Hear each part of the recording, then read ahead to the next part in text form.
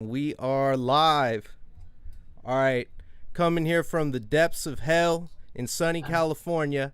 We got May Vizzle 2 here, baby, with season 2. I'm coming with hard-hitting, compelling guests this season. I'm sitting on the Bone Throne. We got the official Night Shift sponsorship. Buy all your stuff at Night Shift merch. It's the best shit. Today we're cracking some talls. We got some Ox 45 up in here. And oh, you know what else we got in here? We got the Schnapster, baby. We're getting down tonight. We got Bradford Tatum, aka Hubs from the Stoned Age. He's done all sorts of other work as well. We're gonna get into it. If you want to see what's happening, you got to tune in right now to Deathmatches and Death Metal, and then the music's gonna play eventually when we get the theme song and everything. And yeah. How the hell are you, man? Thank you so much for coming. It's great to be here. Thank you for having me. Appreciate it. Right on, man. Like, how does it feel being like one of the main characters, like literally like the a lead character in such an influential movie? I feel like this is a movie that this is a movie I can watch over and over again. This week I watched it 3 times leading up to this, and I can't do that with any movie. Like, watch it over and over again. Hmm. Well, it's weird. It snuck up. It sneaks up on you because we did it so long ago, and I mean, forever it was the movie that people rented when Dazed and Confused was out. Because even when we made this one, the producers were very cagey about the era, and I kept asking them, I'm like, when does this take place? And they said, oh, well, we just wanted to feel like any time. And I said, that's bullshit. This is a total late 70s, early 80s vibe. Oh, no, no, no, no. We just wanted to feel like, and Mike Coppola had busted the inseam of his 501 so they looked belled. And that's just how he rolled. That's just what Mike did. Yeah. I said, fuck it, I'll fucking do the same thing. So it looked like we were wearing these bell bottoms. And I mean, it was my jacket, my boots. I mean, we basically wore our own clothes. And I guess before we knew it, we were doing a 70s movie. And so that hadn't hit yet. So it was this slow rollout and slow burn. And I was very late to the party on Facebook and social media. So I wasn't even aware that anybody had even seen it because no one in Hollywood saw this movie. Like, no casting director saw it. Other producers didn't see it. I think Neil Moritz went on to do it with Vin Diesel, and Rich went on to write Triple X. And, you know, I think the most Mike and I were hoping for was maybe we could do a little bit in Airheads, and we both auditioned and got shut out of that. So we thought, fuck it, I guess no one's going to see fucking Tax Chicks because they still hadn't named it the Stoned Age. And it just slowly crept up on me that this movie really vibed hard with a certain key demographic, and it feels strange. I got to be honest. It's weird because I've done a lot of stuff. And I read this script. I was 26 years old, and I thought, I'm way too fucking old for this. There's no way they're going to want me in this film. And I had to do it because it was the most honest piece of writing I'd read in a long time. Because I'd lived through that era. And it's like they nailed it. The argot, the way these guys spoke, their whole culture, the whole dichotomy of the guy who's questioning his journey and the guy who's like, fuck it, let's just party and live our lives. And so it had all of these kind of memes of like The Graduate and American Graffiti, and that's all that I could relate to it. And so I had to be in it, and I had just cut all of my hair off. So I went in a little fucking do-rag and a leather jacket, and I'm there with 50 guys who could be my son, and I'm feeling like there's no chance in hell. And I read well, and then I left, and then a month went by, and that's a death knell. If you don't hear in a month, come on, the party's over, the ship has sailed. And I called up my agent. I said, whatever happened with that thing, Tax Chicks? And he's like, oh, you know what? let me call over there. So he calls over there and he goes, oh, guess what? They're having callbacks. They want to see you again. I'm like, okay. So I drove out to this shitty little corporate park. I mean, the auditions were like in a bank building, like this super sterile, crappy bank building. Mike is there, and Mike is Joe. I mean, he dressed like that. That's him. Yeah. But the second I laid eyes on that dude, I'm like, I like you. I just loved him right away. He was just so warm and open and funny, and he's a stoner Woody Allen. Like, how often are you going to meet a cat like that? You know, he was so perfect. And we sat in these two shitty plastic chairs with a video camera, and we did the opening Blue Torpedo scene with the pussy song and all that shit, which is some of my favorite dialogue. Oh yeah. And and a guy pops his head in the middle of the session, and I didn't know who the hell he was. I later found out he was the head of Trimark, and he goes, "What about those two guys? They look good together." So maybe it was that, but you got to understand, this thing had been kicking around Hollywood for a while, and there was a rumor that Disney was going to do a short of it, and Mike was involved in that. So I think I got the gig because of Mike. I think Mike liked me, and we vibed well. And Mike said, "Yeah, hire him." He's never admitted that because he's too cool. But I don't know how else I got so lucky to get it, you know. And it was just, and then from there on out, that was the last we saw daylight for 18 days. Yeah, so it was mainly filmed at nighttime, you Oh, said. not mainly. Oh, not It was fucking. all filmed, huh? Was that was what was so weird about it, is that most of those scenes are done between the hours of like 11:30 and 6 in the morning. Fuck. So, and we shot it in Reseda, which is supposed to be Torrance, and they look the same. And no one is around in those hours. It was like graveyard ghost shift time. Everything was empty. The streets were empty. I mean, I remember the night Blue Oyster Cult came in. It was like, who are these four fucking old dudes in the middle of an empty parking lot? And I mean, it was just the whole setup was just so bizarre and small. It was like there was no one around, no one was watching us, there was no buzz about it, no one was down with it. And it was just Jim and Rich just had this very strong, singular vision. Because you understand, this script kicked around Hollywood and every major studio wanted it. They all wanted it. Dazed and Confused, I think if it hadn't come out, it had gotten some buzz. And they were looking for 70s teen films, as long as they were willing to cut everything that was cool about it and make it PG-13. And they said, no, no, we got to do it the real way. We got to do it honestly. We got to do it the way these guys actually were in the day. So we're going to hire a bunch of unknown, jackasses and unknown girls, and we're just going to do it. So it felt like a crappy little super indie movie, which I'd never done. I'd done other shit, but I'd never done that.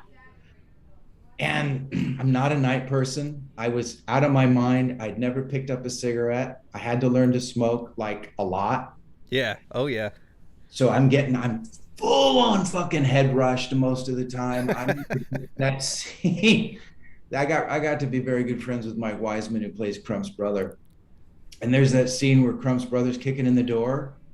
Now I'm huffing on a Marlboro Red, flipping out, and it's probably my third or fourth cigarette. Yeah. I am so fucking nicked up. My head is just a balloon. They called cut, and I said, I gotta fucking get out of here. And we were shooting in an actual apartment, and I just walked out and laid on the tree lawn while the whole world spun for like a half hour. Shit. And they're like, Brad, are you all right? God, we got to finish the scene. We got to finish the shot. I'm like, oh man, I'm going to fucking puke. But I didn't. And China Kantner gave me something because she smoked. And I think it was some kind of like cold coffee thing. And it kind of steadied my ass.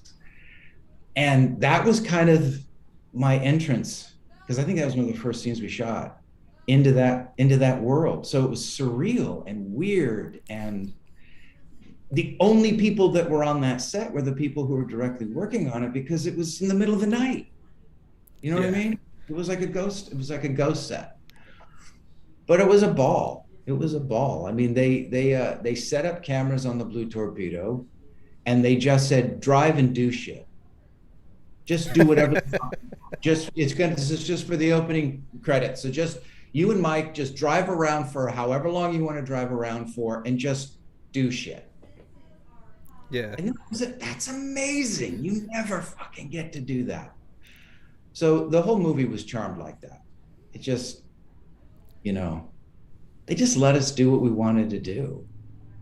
It was a ball. It was a ball. I was so lucky to get it, you know. So it's been it's just in like that movie. All the shit, really? That one? It's like, yeah, that one.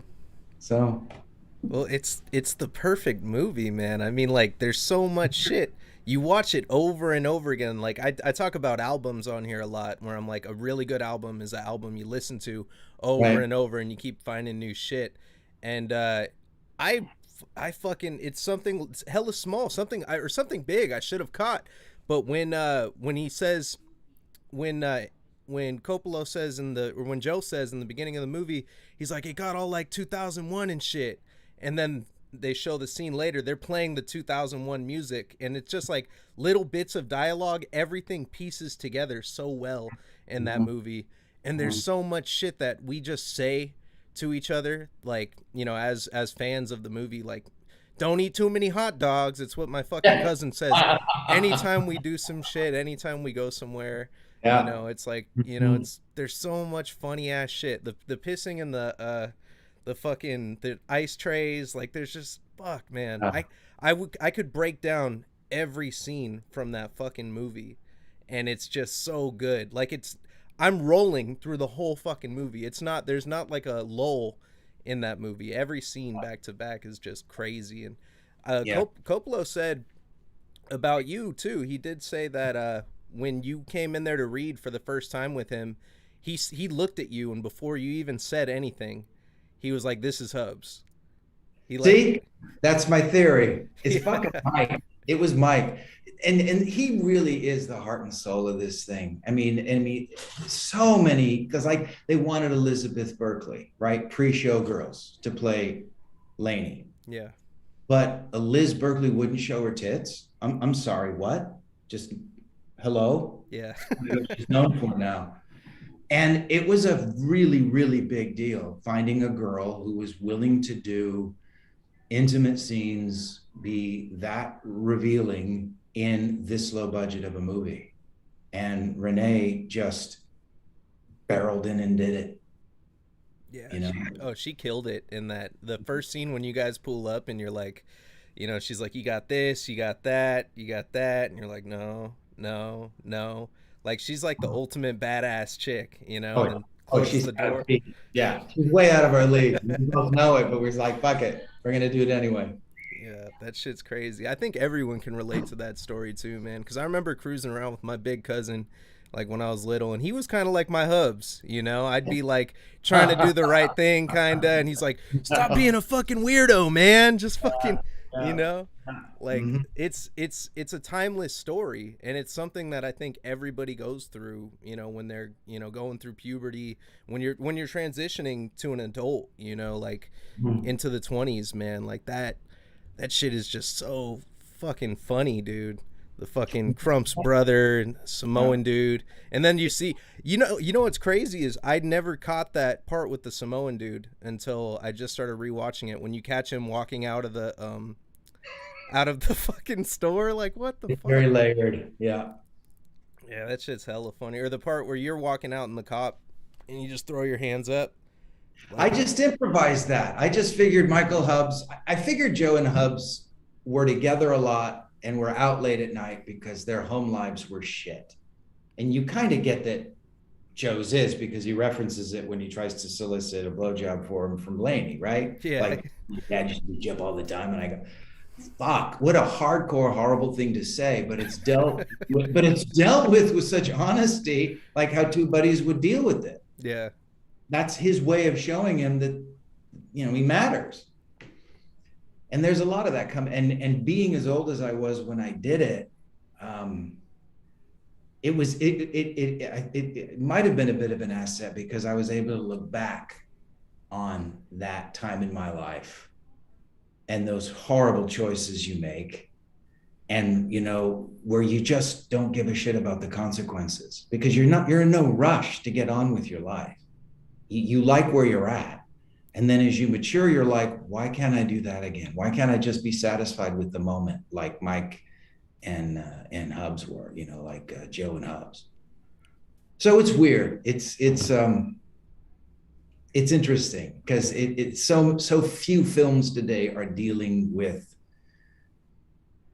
like the masculine journey, because it's a very masculine film. I mean, it's, people have pissed on it it's bizarre that it still has fans to me because of the way things have gone socially and stuff. Not that things don't need to be changed, whatever. Yeah. But this movie is so beautifully unapologetic about what it is. It's just so honest and true to that lifestyle. And it's incredibly specific about it. And yet it's like the more specific it was or is, the more people can relate to it. Oh yeah. Everybody knows Attack. The guy that just don't give a shit and bring on Right. the bitches, and he just he doesn't care, and he even explains it too. And I love the scenes where like where Tack opens up and he's like, well, I don't care anymore because of this and the acne. I'm never gonna get a good looking girl. And then Joe's response to that is just so funny because he's trying to be genuine, but he still fumbles and he's like, well, maybe you'll find a chick with some acne, man. He's like, nah, screw that. I Like, want fine chicks. Yeah. yeah, that shit is. And Joe does that like a whole bunch of times. And then the part where he fucking he snitches on himself, like 2 times, and like Hubs is like, what the fuck, man? Like, you're like, what does he say the first time? I don't know who took those talls, when you're talking to the cops. And then the second part when the chick comes in, well, she didn't even give me a blowjob, when the dad comes in. And then it's like, fuck, man, it's so crazy, but it's so real because I've had moments like, we all have moments like that, as we're like getting older and shit and trying to like, say the right thing all the time. I mean, where do you think Hubs would be? Because like you see Joe, and I feel like Joe had that revelation of himself where he's like, am I going to be sitting there eating a burrito and still drinking Ox 45 when I'm older? And that's pretty much my life.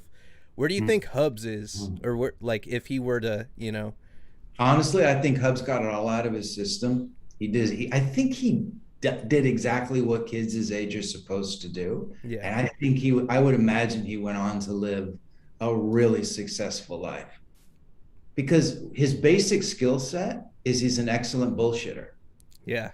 So if he became a day trader or owned a car dealership, I wouldn't be a bit surprised because he had fundamentally, he had the skill set to be successful in America. Yeah. And he never questioned himself exactly. Like he fucking does it, man. And like, that's a Yeah. trip. How do you feel like you relate to Hubs in that sense? No. I had the shit beat out of me by Hubses in real life. I was much more like Joe in my real life because I was artistic, and I wrote and I sculpted and I painted, and I was that kid that they called fag. So I'd been on the receiving end of Hubs, so I knew exactly how to play him. Yeah. Because I've been studying this fucker since middle school, right? I knew exactly. And there were certain guys who were close, but the one who had that confidence, that was the guy you had to watch out for. Yeah. Like, is Hubs dangerous? Probably not. Probably not. But he could talk his way out of anything. And I couldn't do that. I had a horrible stutter when I was a kid. Is the whole reason I started acting, because I couldn't speak in front of people. So it was really interesting playing that part because it wasn't me at all. That's And crazy. it's amazing getting to play, my little indie version of Bruce Wayne, because that's what it is. It's like you're getting to play this version of yourself that, I wasn't at that age, not by a long shot, and that's, I get another reason why I think Mike and I bonded so well together, because we're actually very similar in temperament. We're kind of genuine, and we talked about real shit off set, and we got into stuff, and we talked to China Cantner about real things, and it was this and that. And then we put on these characters, Yeah.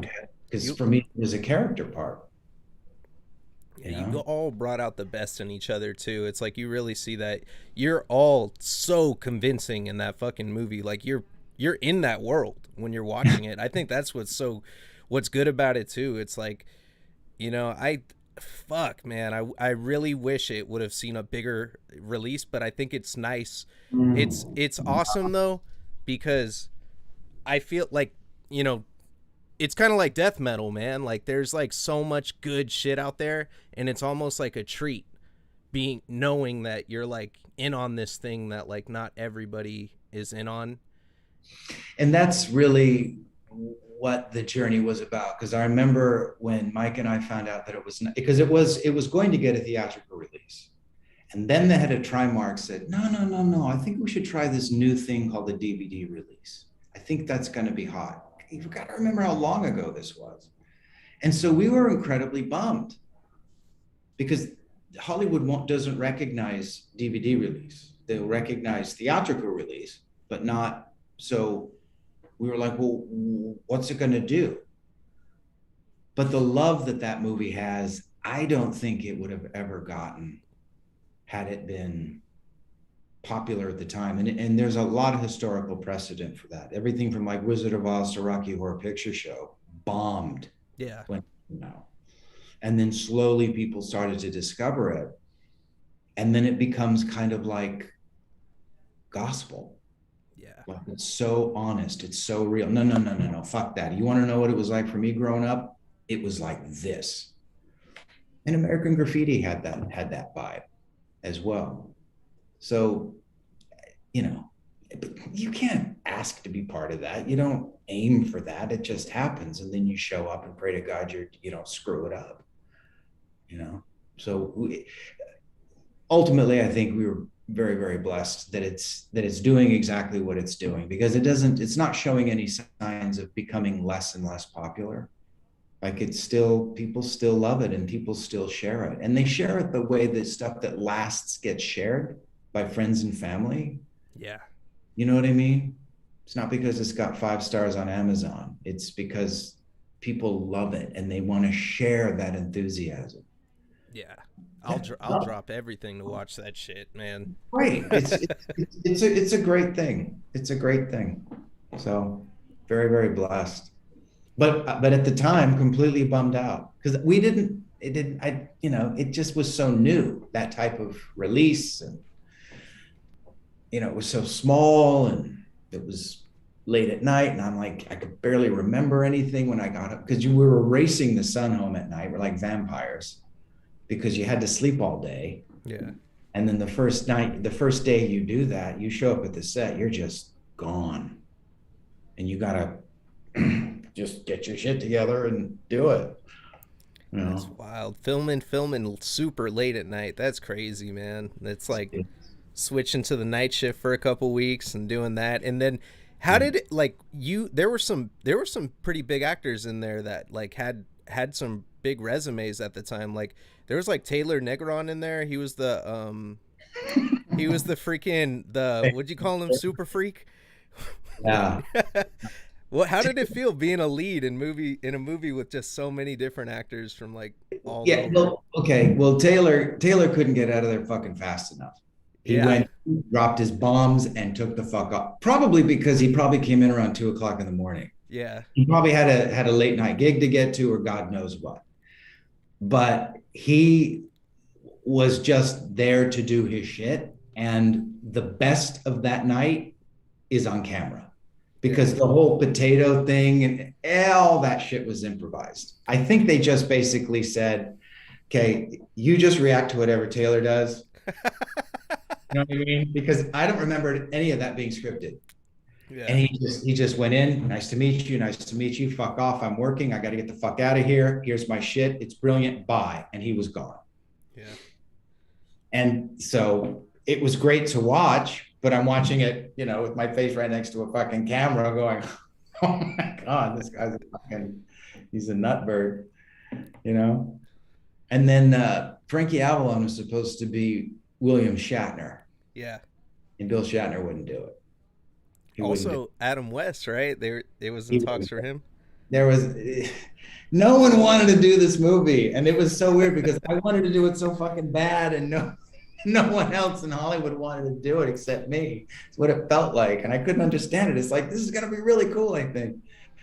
Yeah, it was trippy.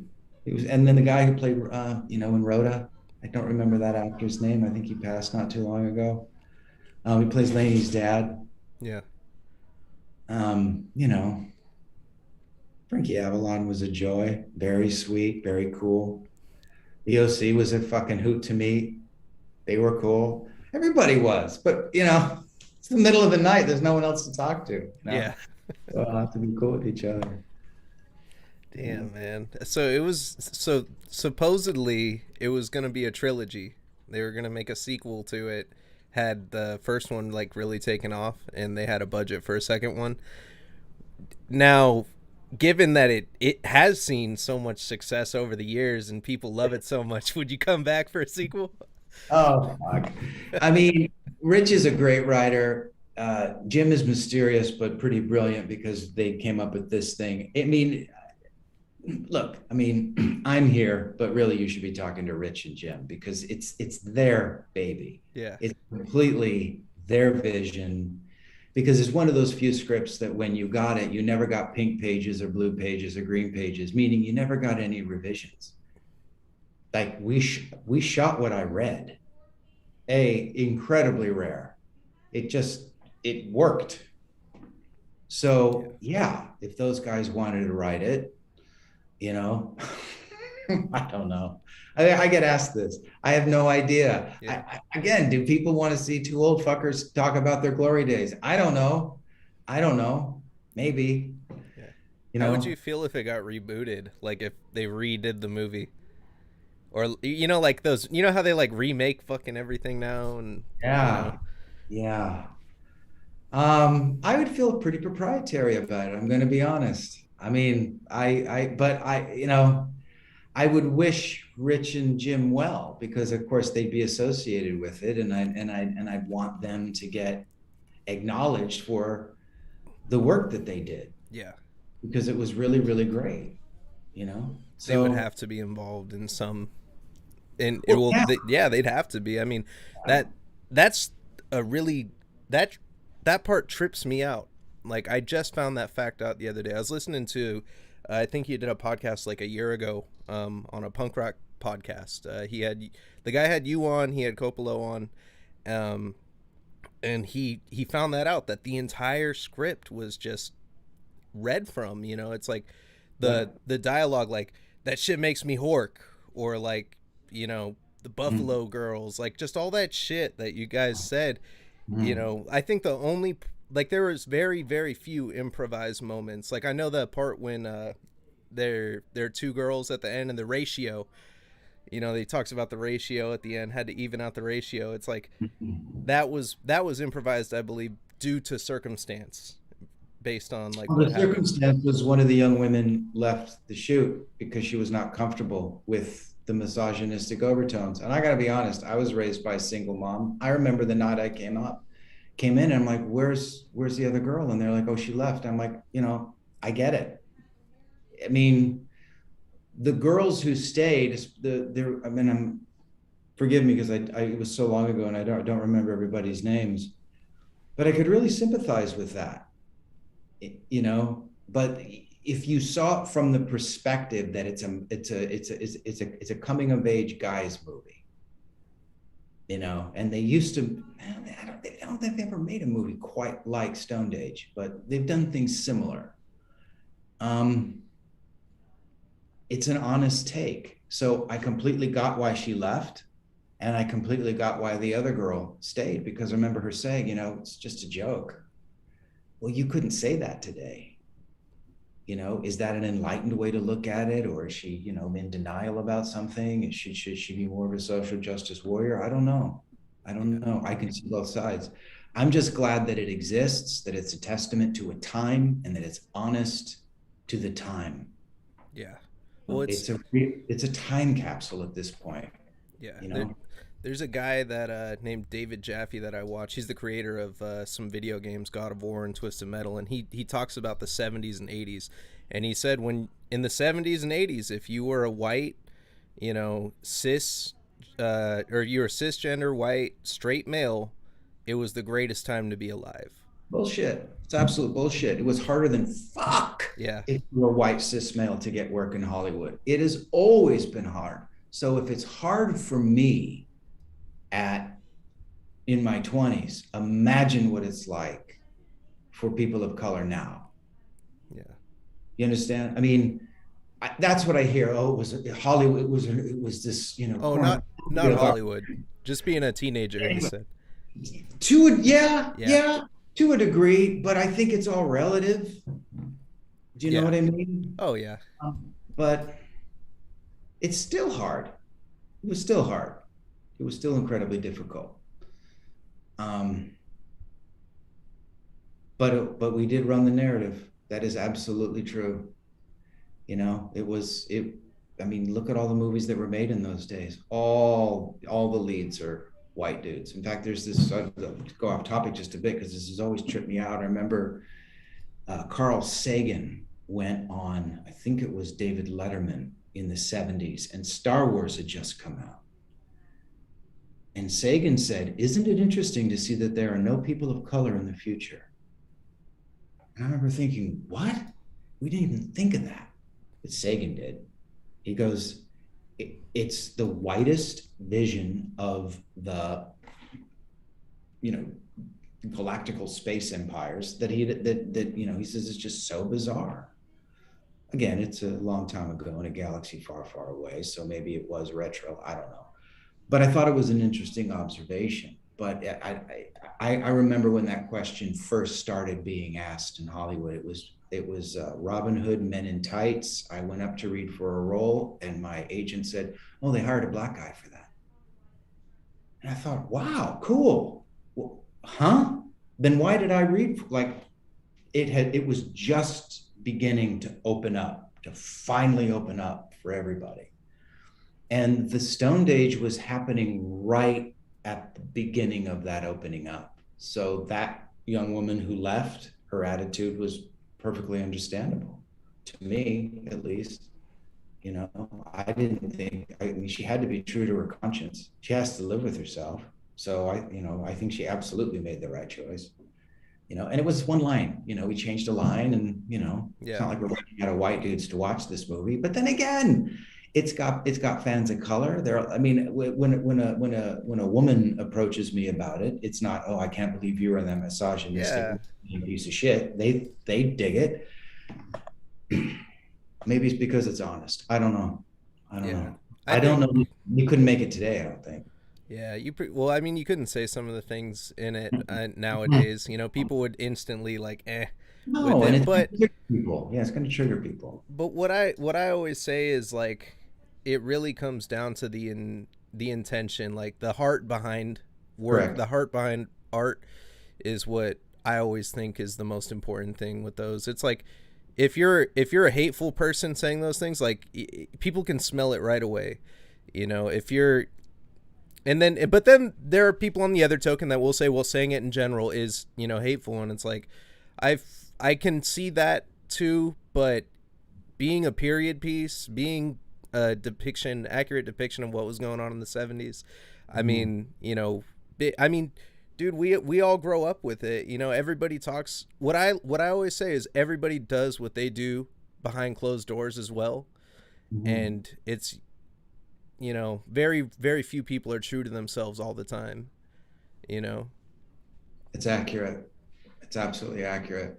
But again, that honesty is, I think, what's going to give it longevity. But it is also going to be in the annals of history. It's going to be up there with like John Wayne war movies one day, because it's dealing with a depiction of masculinity that's really changed in Yeah. society. And people might label it toxic masculinity, but I would say for me, it was coming of age. Yeah. It's a coming of age piece. And I like the idea that I can be associated with it and not take an enormous hit for it, because it's honest. Yeah. It's honest. And the conscience of the piece is not an asshole. Yeah. Joe isn't an asshole. And Joe's who you're rooting for. I mean, people root for Hubs for whatever reason, Yeah. but I was rooting for Joe. I want Joe to get out of this world and find himself and not do the same shit and get out of this weird Groundhog Day loop that has become his life in Torrance. And it does that, Yeah. you know, In a hilarious way too. in a It's so beautiful, good. hilarious way. Because they were gonna bookend it. They were gonna do the 2001 ending with the old dude in the bed and then the space baby that looks like Joe with I think he's got a towel in it. He's got an Ox 45 Yeah, he's bottle. got a fur with a nipple, right? Yeah. I Okay. was trying to get that for the fucking show. And then you're gonna get really high if you drink out of the nipple. Be careful. And then they were gonna begin it with Joe and Hubs like Cro-Mags coming out of like some cave in Altamira, to show that they're these, masculine Cro-Magnon, weird, proto male, whatever the fuck they are. And then that was too expensive to shoot. Yeah. So they do the slow crawl in Old English, which that was not in the script. That was something they added in post. Do you think maybe the scene where they started like hulking out and throwing shit in the pool might have been compromising for that? Yeah. But again, a lot of that was Mike improvising and me just going with it because that was the night that Renee brought her boyfriend to the set. And it was weird. Yeah. She's basically naked in a hot tub with us. And we're doing a makeout scene in the pool. And swear to Christ, her boyfriend is sitting in a lawn chair like 10 feet. Oh, shit. And I'm like, no disrespect, right? It's a movie, man. But it's uncomfortable. It was an interesting call to do that. And so maybe that was, I think that was so long ago, but I think that was a kind of a little bit of release of the tension that had built up that night, because I didn't want Renee to feel uncomfortable. I definitely didn't want her boyfriend to feel, disrespected.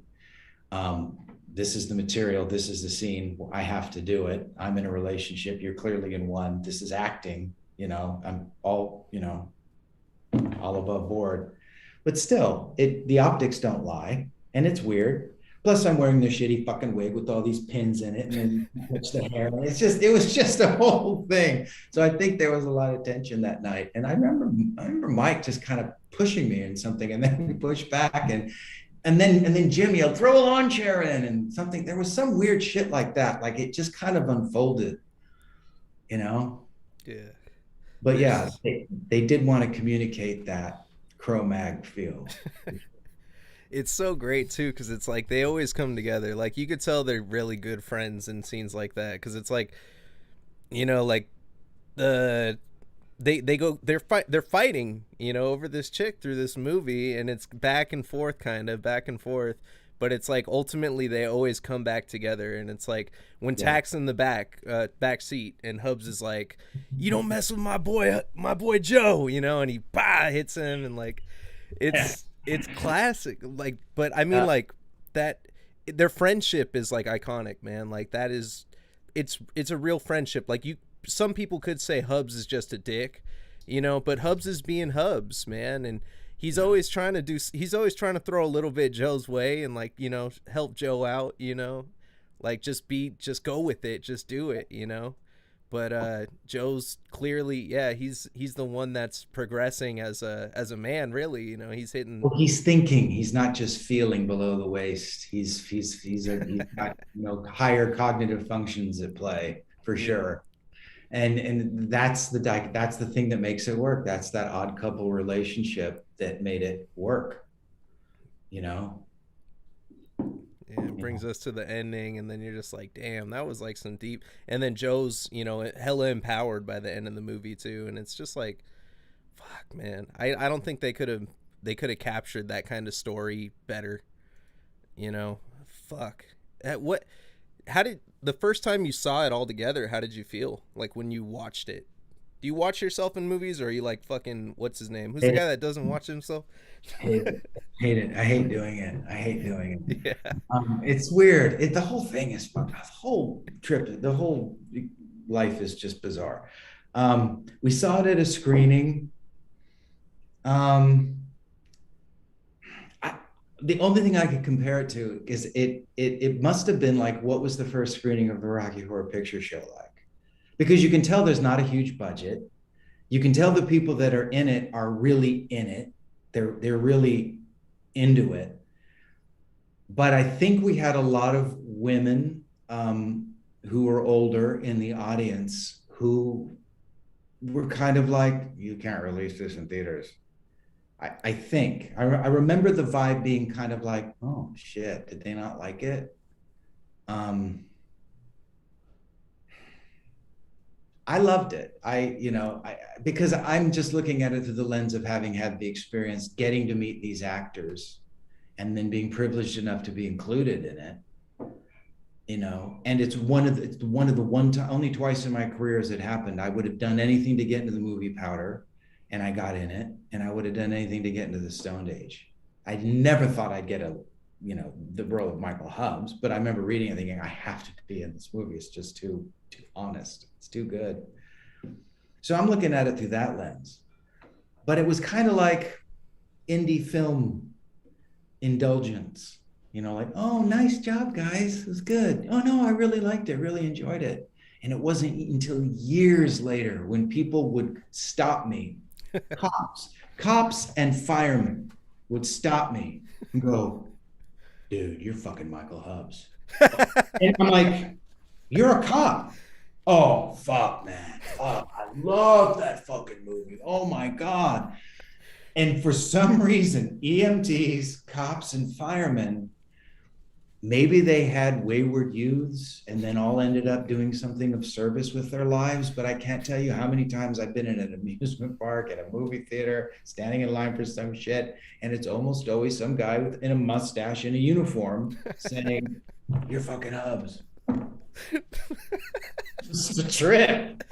So maybe Mike Hubbs ends up being a LAPD. That would be a fucking trip. Or a fireman or something. I don't know. But something like that. Yeah. Fuck. I know how I'm gonna talk my way out of my next. Well, if they pull me over, fucking start talking about Stoned Age. Are you a fan of the Stoned Age by any chance? Oh, I love that fucking movie. Get out of here. Could happen. I don't know. Fuck, man. So after Stoned Age, because I didn't just want to talk Stoned Age. I want to talk about you. I want to talk about Bradford Tatum. Oh man. Wow. Okay. I see you're into woodwork. You're into fucking crafting. You make all sorts of crazy. You're making sculptures right now. And have you always been a creator your whole life, or is it? Yeah. Always. Yeah. Always. What got you into that? How did you start doing that? Just the complete inability to connect with the world any other way. Super shy. Never had trouble meeting girls though, ever. But it was that, sensitive artist card. It was very good at. So maybe I got a lot more in common with Hubs than I realized, because I had that kind of smooth talking, manipulative bullshit even then, if I think about it. Okay, so maybe I'm full of shit. But it was just, going through whatever I was going through in my family life and just needing an outlet, and just being creative and really, really, really hands-on. And like I said, only doing the acting because I literally could not speak in public. I just stuttered so horribly and never thought I would do it. And then I went to a speech therapist, and the therapist says, you don't have a problem with stuttering. You have a confidence issue. Have you thought of getting into theater? I was like, what? And they're like, yeah, they're doing a thing this summer. I think I was 13, 12 or 13. It was 1976 because we did a play called Uncle Sam's Time Machine. So yeah, I was like 11, 10 or 11. And it changed everything. But I always saw it as an ends toward building my confidence. I never saw it as a career until much later, when I had an ability to do it and I enjoyed it. And then I started writing, and then I got staffed on a Dick Wolf show. So I was writing, but this was around 9/11. And I was at the big agency, and I was going to say, fuck it to acting. I'm just going to be a screenwriter.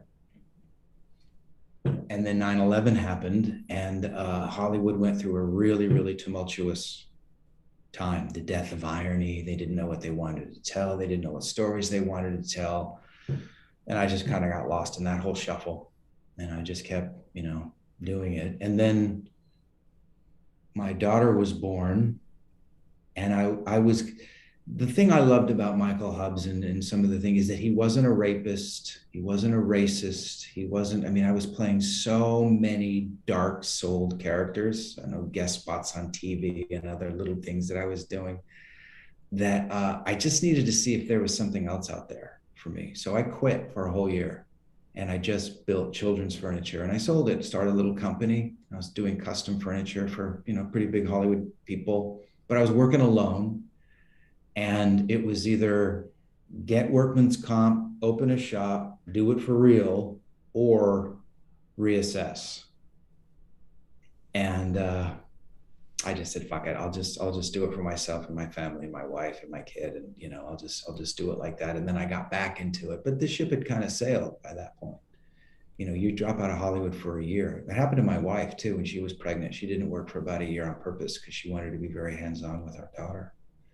And I don't know, I don't have any regrets, because I wrote a novel and got that published, and I want to do all kinds of shit. I want to do all kinds of things and meet all kinds of people and hold as little judgment about other people and who they are and what they do as possible, and the only way you can do that is by sitting down and having a beer with them and talking to them and having a cigarette and, just like, well, why did you vote for Trump? And why did you vote for Biden? Or, well, why do you feel this way? Or why does this work for you? Or why does that work for you? We're all people. Yeah.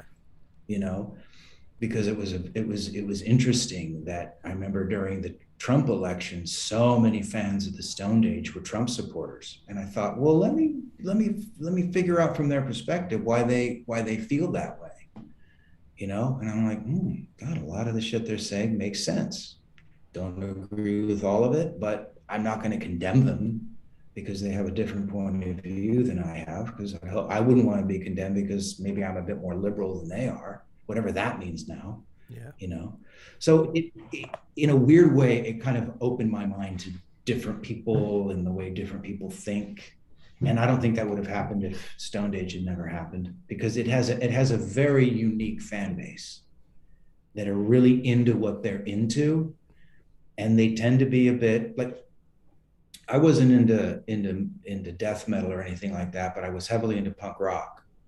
And almost everybody I know from the late 70s, early 80s, who was really, really into thrash has gone really conservative politically, because it's like that's the only place you can actually say what you want to say with the consent of the governed. And I thought, what a strange thing, because in the day, every punk I knew was about as anti-Reagan, anti-conservative as you could possibly get. And then I remember this quote from Johnny Rotten where he's saying, I never thought I'd live to see the Republicans being the cool guys in the room.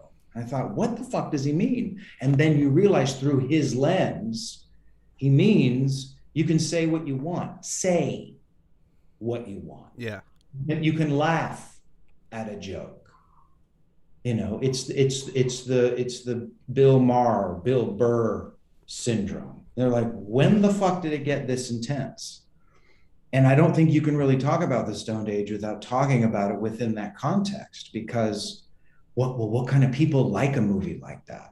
Just people, just people that like to laugh and have fun and that are good-hearted and raise kids and are decent people and who might think a little differently than you do, but you know, they're still us, you know. So hopefully it bridges, you know, mentalities would be my hope for it. Because who gives a shit? You know, who gives a shit at the end of the day? You should be allowed to think and feel what you want to think and feel, you know? Yeah. And even if that is, you know what, God, maybe I shouldn't use the word fag so much. We used it constantly in the 80s. That was the thing, you know, Joe Fag. And it's exactly how we spoke. We never thought, well, I did because I was called a fag a lot and it hurt. You didn't like it, but you didn't mean it. I don't know. Yeah, I totally feel what you. Different. That's It wasn't as freighted, and I don't want this to sound pussy, and I don't want this to sound like I really haven't given this its weight and its due, but it was dumb kids saying dumb shit. You know what I mean? yeah. And It's the heart behind it. The heart yeah, behind it isn't the heart isn't behind it hate. was not. I think the heart behind it just means dumbass or fucker or something else. Yeah. And fag was just, you know, in those days, it was just a way to kind of sap someone's masculinity for a second and lower them in the out, you know, the pack order. Yeah. And that's what it was. But the truth is, being on the receiving end of it, after you hear it enough, it starts to wear on you. You know what I mean? So this is the strange journey about Stone Age for me, is that I can understand both people's perspective on it, the people that love it and the people who absolutely think it's the Antichrist, like socially. I can understand it. But at the end of the day, it's still an honest piece of, you know, time-based filmmaking. Yeah. Done, like you said, with good energy and heart. And I know Mike has the most loving and giving heart of any human being I've ever met. You know, he meant no harm making that film. And I know Rich and Jim didn't either, Yeah. you know, and they're kids and they're saying and doing dumb stuff. You know what I mean? It was like that in those days. And again, being as old as I was when I made it, it was like that. It was a hyper masculine time. Oh yeah, absolutely, man. I mean, shit. It's fucking. It's, you know, here, like, just parent, like how parenting has fucking changed in the Totally. last 30 fucking years. It's like it used to be okay to smack your kid up the head, you know, if they didn't want to, you know. No. And then it's like, no, you don't fucking do that. You know, you don't. And then Right. it was, well, use the belt. And then it's like, no, you don't do that shit either. Now it's like, like, I feel like as a society, like, we are progressing, and the bad shit is, the general consensus is like, okay, this is bad, you know. And it's like we're narrowing it down to, like, being better to each other is like the biggest thing. And it's like, Be better is absolutely great. But again, it's what's the heart behind it? exactly that too. Are people appropriating it for their own political agendas, Yeah. to push their own social cachet forward? Or do they honestly say, you know what? You used to say that shit. You used to think that shit. You don't anymore. You grew out of it. Mm-hmm. But it doesn't make you a bad person because you've grown. You've grown. Yeah. You And know. and that's the thing. You can't hold people accountable for, you But know, you shit. can. Well, you can, but I Today mean, you can. But but today you can. yeah, And maybe you should. And this is where I get fucked up. I don't know. I don't know. yeah, I see both sides, yeah, but I would love it if it was a bit, if you just parented the society a bit better. Instead of dad saying, you did a shitty thing, go to your room, it's, you know what, son, I understand why you did that. You're yeah. young, you were learning, I get it. You know, try to be better. You got to listen to people. That's the thing. It's like, you got to Listen. listen to them. That's what Yeah. one of my friends was telling me. He's like, hey man, when you decide to have kids, you know, he's like, the most Change. important thing listen to your kid, listen to what they say to you, and that 100%. you will always find the solution to anything, like with that, if as long as you're listening, you know. And we forget to do that to each other as people in general, you know. And yeah, I feel that, man. Because I would hate it if people have to like sneak this movie in the future. They're like, "Ooh, this is kind of like this weird social contraband, but it's kind of my guilty pleasure." Fuck that. Yeah, Because I'm telling you, the movie was made in a complete spirit of love. yeah. And I don't think it'll end up like that. I mean, I you I know, wouldn't be surprised with the way shit's going. yeah, I just wouldn't. And if that's what happens, that's what happens, and it gets rediscovered, or it comes out again, or it goes yeah, through a cycle. Because think about it, that young woman who left the show, her mom goes, "Oh, you got a job in Hollywood. What's the part you're playing?" Buffalo chick. Can you imagine? yeah. That can't feel good. Fuck, So, that's I know that's terrible. That's terrible that I left at that. yeah, I'm completely Of objectified. course. That's gonna suck. Yeah. So I get that. You know what I mean? Yeah, and more power to her though for drawing More her power to line, her. man. Like And in straight order up. for that to work, everybody's got to be in on the joke. And if you're not, I absolutely respect your decision to leave it. Yeah. Absolutely.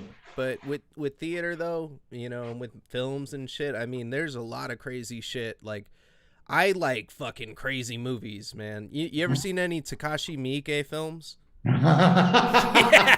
I like And brother, you just went. oh He's. I don't know that you get more extreme than movies like Audition and shit like that. I don't know that you can get more extreme. I mean, even little things like Terrifier or whatever look tame compared to the shit Miike did. oh yeah. Dead or No. Alive, the original, Oh, like that in knowing that that shit came out in the fucking 90s, where you're like the scene, I mean the scene with the I can't even, I don't know which one to pick, you know. I remember but you respect him because if you see him he's so fucking unapologetic about his vision. He's like, I'm an artist. I'm not actually whatever the killer. It's my vision, and I don't apologize for it. yeah. I respect that. And I respect that. he takes a guilt or a pleasure in watching people walk out of his shit. Like him and Guillermo del Toro, I saw them come together for an interview one time, and he said I saw a woman walk out of one of my films, and I saw that as like someone giving me a standing ovation. Like Well, I look at David Cronenberg. When David Cronenberg premiered, I think it was Crash at Cannes. oh fuck, that movie was, dude, I was like fucking They 12. all left. They all left. There were two people. I mean, this is probably, Yeah. a hyperbolic retelling of it, but they all hated it. Yeah. But he was true to his vision. Was it the cop scene that made everybody walk out? You know what scene it was in that film? Because that movie was fucking heavy. I just remember, like, my mind, I was jarred when I saw that shit as a kid. Like, there are a lot of films that did that. Stone Age did that to me too. There was like, I remember, oh yeah, the beginning. I remember like the way that Hubs was talking to Joe and shit. Like I was fucking what, 1999. I was probably 7 or 8 when I saw that movie. So I was like, man, that guy's fucking mean. I remember, like, it's crazy. Take it out. Take it out. Yeah. Well, it's funny, like, seeing it through different lenses, too, you know, like, as a viewer. It's like I see it when I'm a kid, and I'm like, oh, fuck. And then I see it, you know, as a teenager, and I'm like, yeah, that's fucking what I'm about. And then I see it as an adult, and I'm like, oh, shit, I kind of went through that, you know? And it's like, Don't mess with my shit. Yeah. yeah. It's BOC. No, it's pussy. I don't like it. Yeah. Yeah. that was the scene. That was the scene. And I love that it was up front, because if you're going to hate this movie, turn it off now. Yeah. Because I'm not going to pretend it's something it's not. I'm going to tell you right away what the tone of this movie is. And if you're down with it, continue watching. And if it offends, your prerogative, yeah. But as far as Hateful goes, though, the tone of that movie is so far from it. It's just fucking, it really is. First off, it is a period piece. It's the fucking 70s, you know. That's how people talk. That's how, I mean, in the 90s, that's how people talk. Yeah, maybe it isn't the right way to talk, you know, but they didn't have hateful intention behind it. But it's kind of, you know, I don't know. I see how people could feel about it. My biggest thing, like, I have all sorts of guests on my show. I have whoever the fuck, you know. And Mm-hmm. if anybody has any concerns about anything, you know, about coming on my show, like, hey, well, do you stand up for this? You know, because I compare myself to Joe Rogan the way I do my show. I'm like, we're gonna sit here and have some beers and shoot the shit. It's like Joe Rogan. We're just gonna fucking talk. And Mm-hmm. they're like, well, I had someone ask me, they're like, are you transphobic like Joe Rogan? I'm like, look, fuck no. The only thing I am intolerant of is real intolerance, because it's the intolerance paradox or whatever. I forgot. It's like, if you allow intolerance, then, you know, it breeds. It's like cancer. It's gonna fucking happen. So it's like, that's the only thing I'm intolerant of, is people that really don't, you know. And it's like, I completely understand what you're saying. yeah, But, man. but again, I mean, the Stone Age is filled with modern day triggers, Yeah, filled with modern day triggers. You know what I mean? And yet, decent people laugh at it. So how do you explain it? yeah. How Because do you explain it? it's It's reality. human, and humans are dichotomous, and they're just odd.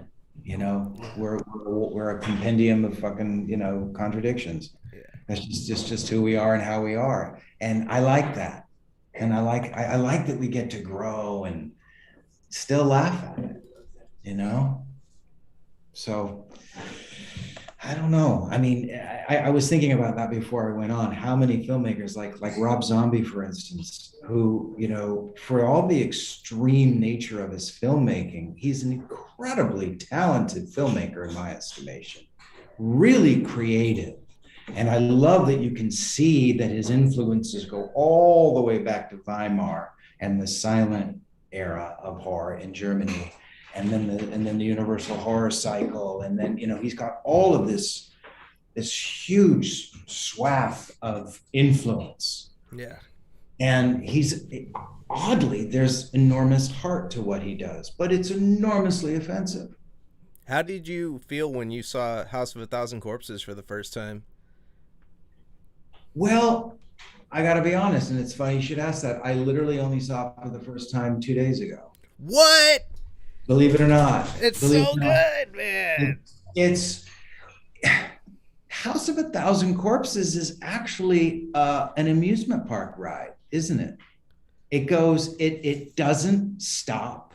It's fairly light on plot because it's kind of, you know, Texas Chainsaw Massacre family dynamics. We get that. But when they end up with fucking Dr. Satan and the puppet thing and the man and, you know, the people with the it's just so trippy that you just have to bow down to the creativity. And I just eventually got to the place where it was just I had to bow down to the creativity. And I like the original Halloween, but I'm gonna blaspheme and I'm gonna say I like Rob Zombie's reboot better. Oh I did. man. I know, and then this is the writer in me. I love backstory. I love all that shit, and I get that you know, we want a fucking, you know, kind of anthropomorphized version of the shark in Jaws. And I get that's who Michael Myers is. And I don't want him to have a soul. And I definitely don't ever want to see his face. I dig that. But his imagery and his lighting and his music and his sound design is fucking outstanding, I think. It reminds me a lot of early Polanski stuff, like The Tenant and movies like that, that were just so outrageous, and Mike in a weird way. You know, Yeah. his is a little more rough and tumble, more Rocky Horror Picture Show, more 1970s. I get it. Um, but you cannot take away from that man that he's not an artist. Oh yeah. You know, he's incredibly creative. His lighting is gorgeous. And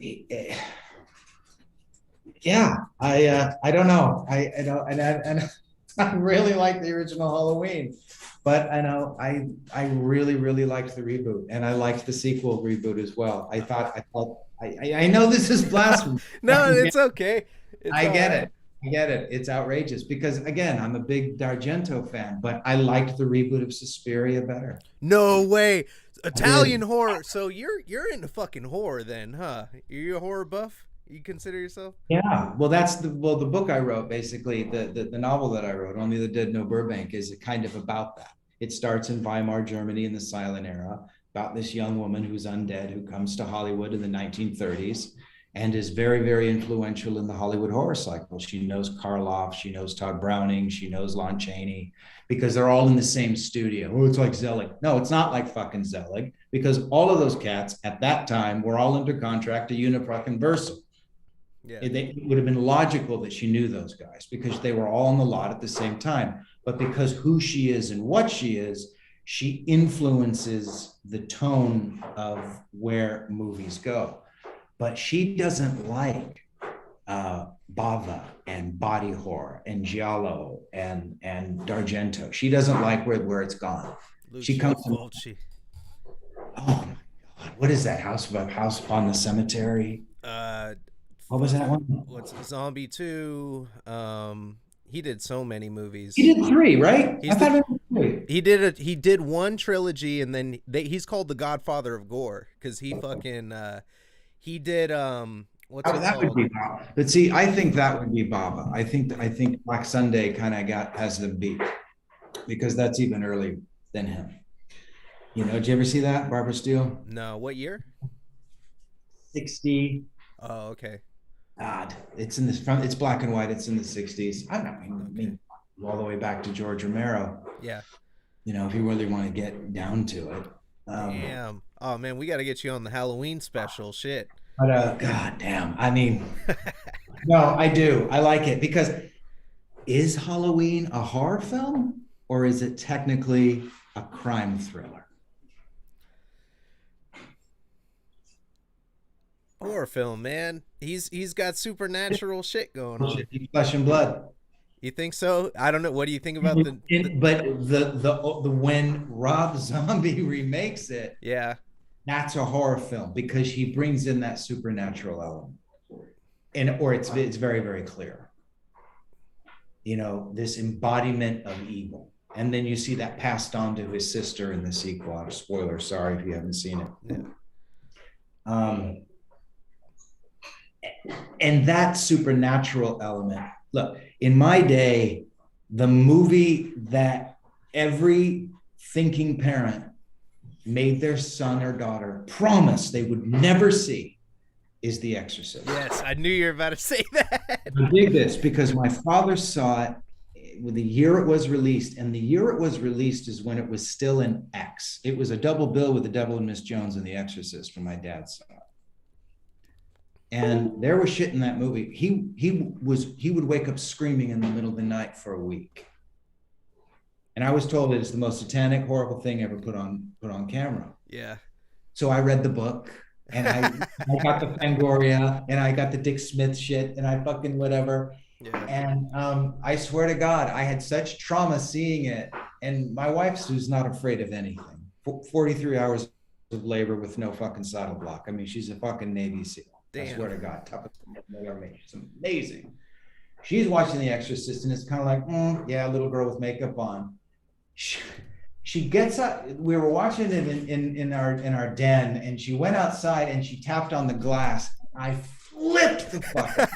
She scared the shit out of me because I had so much trauma about I should not be seeing this. Now I'm a grown man. I'm married, right? I'm over 30. All this trauma comes back, and then I started rewatching it.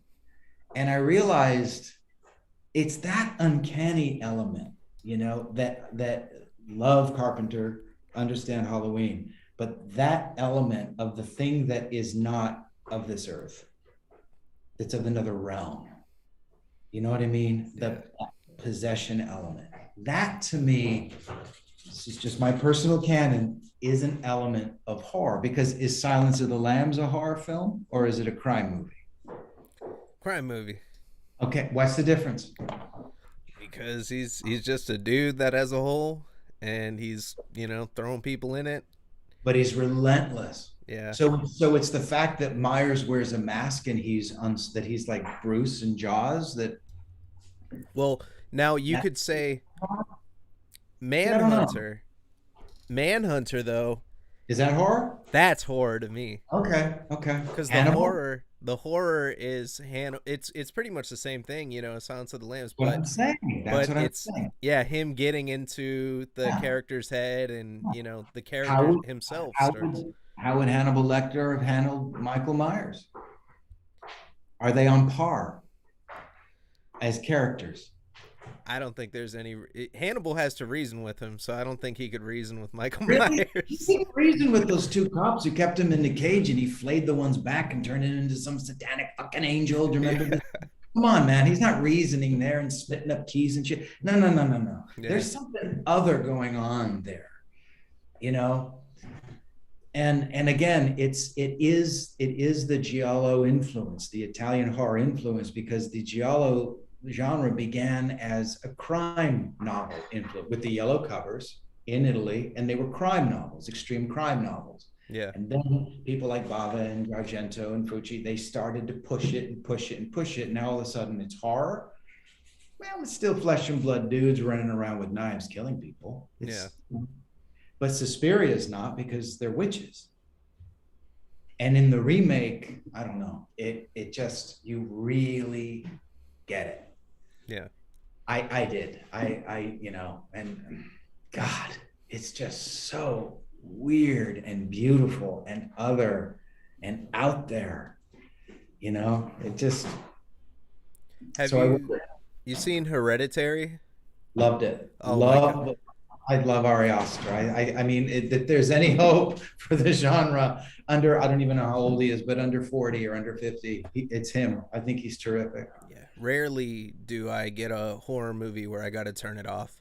I get too anxious and I have to turn it off. That the scene where the little girl she eats the peanuts or whatever, and they're driving in Absolutely. the car, the soundtrack, everything in it, just, yeah, it just, the tension that they build in that fucking scene, it just got me. Brilliant. I was like, I'm going to bed. It was like 5 a.m. I'm watching this shit at 5 a.m. too. So, you know, it's also the setting where I'm watching it.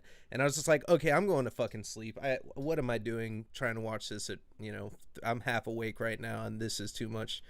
But, that movie's fucking great. That's horror. That is. That's, and do you see the difference to me between that and, say, Halloween? Yeah, Halloween's fun. It's great. It's terrific. Yeah, But there's this element there. But again, and that's why I brought up The Exorcist. That to me was, the first horror film I ever saw was Creature Feature, probably 1973. It was a midnight showing on TV of The Portrait of Dorian Gray, or The Picture of Dorian Gray. Terrified me, because all of a sudden the whole movie's in black and white, and the last shot is this portrait in blazing Technicolor. Scared the shit out of me. Now nothing happens in this fucking movie. It's pretty mellow by normal standards, but I painted and I was artistic, and it was a demonic pain. It was like this trigger, right? yeah, And that was the beginning of that kind of delicious chill, where it's just like, this scares the shit out of me, but I kind of want to see it again. And then all the castle horror films like 13 Ghosts and House on Haunted Hill and all the super crappy gimmicky ones. But once in a while, William Castle would come up with some gag that was really, really unnerving, really unnerving. And then and maybe this is why I have such an affection for Rob Zombie, because it's clear he's seen all these things and he references them constantly. yeah, I mean, he's got Easter eggs in his shit like you wouldn't believe. They're all over the place because he's seen everything of that genre. He just loves the genre, yeah, yeah. I don't know. I still think that Halloween is a crime movie. yeah. It's I do. It's about a serial killer.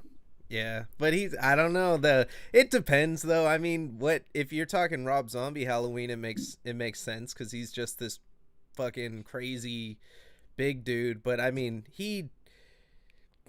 they allude too much to him being but But they you are right though. It isn't scary. It isn't scary. That it's So when I was a little kid, man, like when I got introduced to horror, I used to run in Blockbuster. Back in the, we used to go rent shit at Blockbuster, and I would Mhm. run by the horror aisle every time. I had to go to one side to the new releases on the other side. I wouldn't look at the new release because they used to have new releases all around the walls, and then they had Mhm. the aisles, and the aisles had horror, and horror was in the back corner. So I never looked at these new releases because I wouldn't put my back to the horror aisle because all the pictures on the shit. I thought it was gonna get Right. me.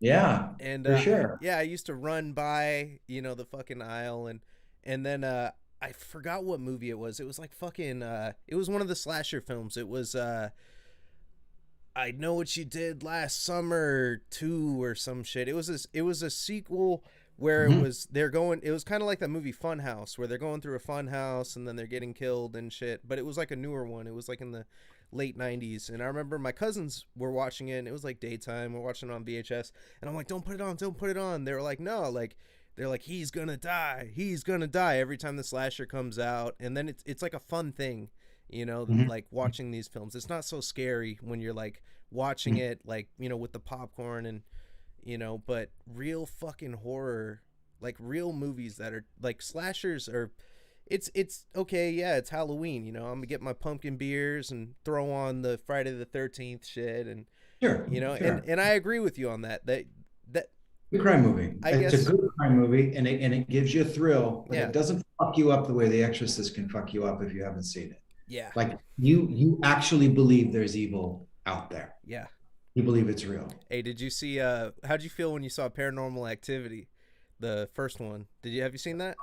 Totally ripped off. Totally Really? ripped off. Didn't get the hype at all. Didn't get it. Didn't get it. Yeah, I don't want to offend anybody who loved that franchise because clearly a lot of people did because they made a lot of them. I had a real problem with the whole found footage thing because my whole background was the composed shot. I mean, if you were raised on Hitchcock, yeah, people walking around trees with fucking teeth hanging from them in Blair Witch were like, huh, what? No, no, no. You got to compose it, and it's got to be of a piece.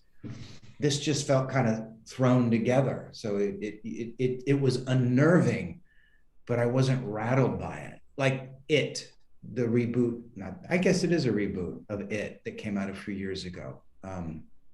Rattled me when I first saw it, yeah. and I love it now. I just rewatched it again, and I got always got to watch it back to back every Halloween.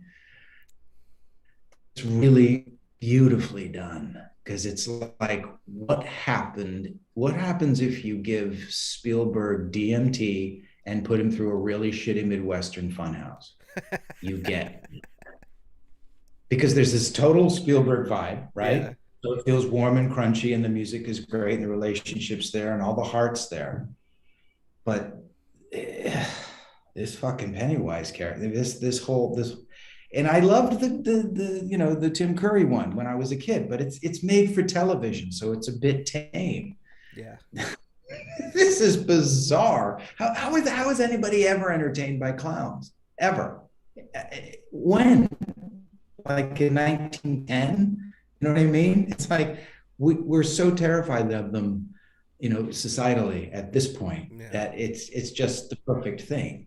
But and again, I thought the movies are better than the book, and it's not to say that I don't enjoy Stephen King's writing, but the Cosmic Turtles, really? You're gonna give me the Cosmic Turtle is my payoff after this thing is a fucking Bible. It's 1,000 pages. And it Yeah.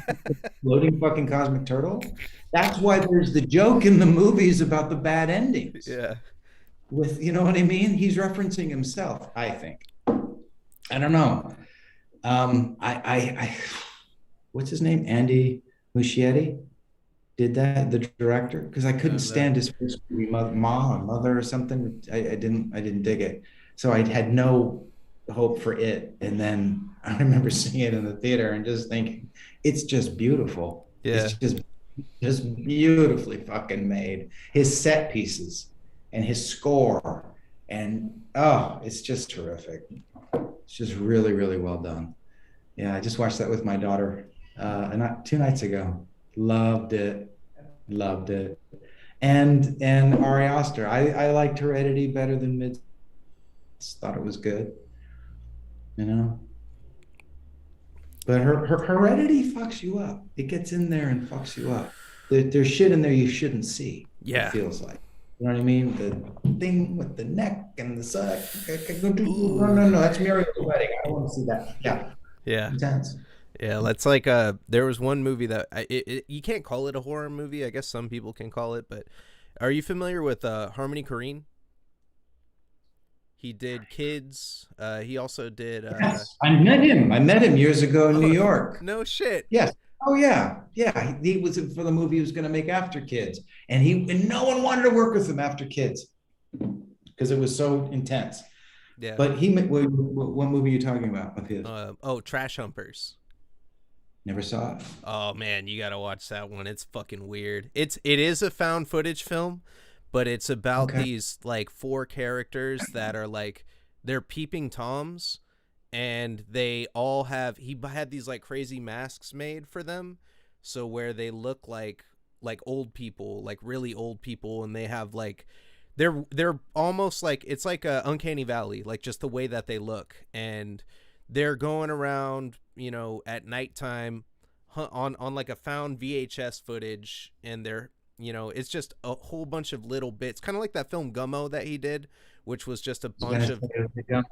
Yeah. yeah. It's unsettling like Gummo, but I felt like it took it to the next level when I saw it because I was just like, what the fuck? Like it left me thinking like, are there really people out there like that in this world? Like there has to be. Like there's too many people in this world for there to not be reality like Yeah. that. Like the possibility of extraterrestrial life. It's a pretty good possibility. So yeah, out of 7.5 billion, for sure. Yeah. There's a few freaks out. Sure. Yeah. Have you seen Polanski's The Tenant? No, I haven't. Yeah. Yeah. Go back. Because again, I'm showing my age, and maybe they won't affect you at all. But The Tenant was another one of those movies that was just mind bending, but it's an early Polanski. So it's before Rosemary's Baby. In fact, I think it's in French. Yeah, I don't even think it's in English. I think it was when he was still working in Paris, he made it. But a guy who rents an apartment in Paris that used to be inhabited by a dead showgirl. And what starts to happen to him as he's there. Oh shit. You think it's on Shudder? Do you have Shudder? Shudder is not badly curated. I should probably get it. I've always been kind of impressed when there's a certain weird thing I can't find. It's like, well, we have it on Shudder, and I'm like, fucking hey, you guys aren't, yeah. Yeah. I probably should get it, but I bet it is on Shudder. The Tenant, Roman Polanski. Yeah. I'll put it on Interesting. so in On the October. queue. Yeah. Yeah. In Yeah. in It's October. not going to blow your mind like Terrifier. It's not chicks getting shaved down the pussy or whatever. It's nothing like so fucking gory and shocking and like, wow, did you just see that? I'm like, okay, whatever, moving on. Yeah. It's a bit more psychological. Now, I'm saying it's better. It's just weirder. Just kind of gets under your skin. At least it got under mine, like Mike does. Yeah. That's Like that's what makes a good film, man, is when you walk away and which one? Oh, I haven't seen that. I haven't fucking seen that movie. I've seen the trailers for it, and I'm like, I don't. Goes leaves the building. It just leaves the fucking building. He just went. He just said, "Oh, I had a script. Fuck it. Let's do this instead. This is so much cooler." Yeah. Is how it feels. And it's kind of like House of a Thousand Corpses. It's like, okay, we get Karen Black, and it's kind of whatever, and then all of a sudden, it just takes you on this weird, roller coaster. Yeah. It's similar to that. It just gets weirder and weirder and weirder and weirder. Like, I don't know if you ever saw the Nick Cage movie Mandy. No, but I've seen Color Out of Space with him. He did right after, and that's kind of the same vein where it starts off like you think it's love weird. If it has elves in it and DMT inspired imagery and shit, I love that hey, shit. Nick Cage is the man. When fucking David Lynch himself said this guy is he said this guy is one of the last like real performers. He's not an actor. he's a No, performer, and it's he like, is. He'll go and we'll just do it. And it was tough because being kind of a contemporary of his, not that I ever went up for the same roles or anything. I just thought, he can't act, he can't act, he can't act. And then you realize he ain't trying to act.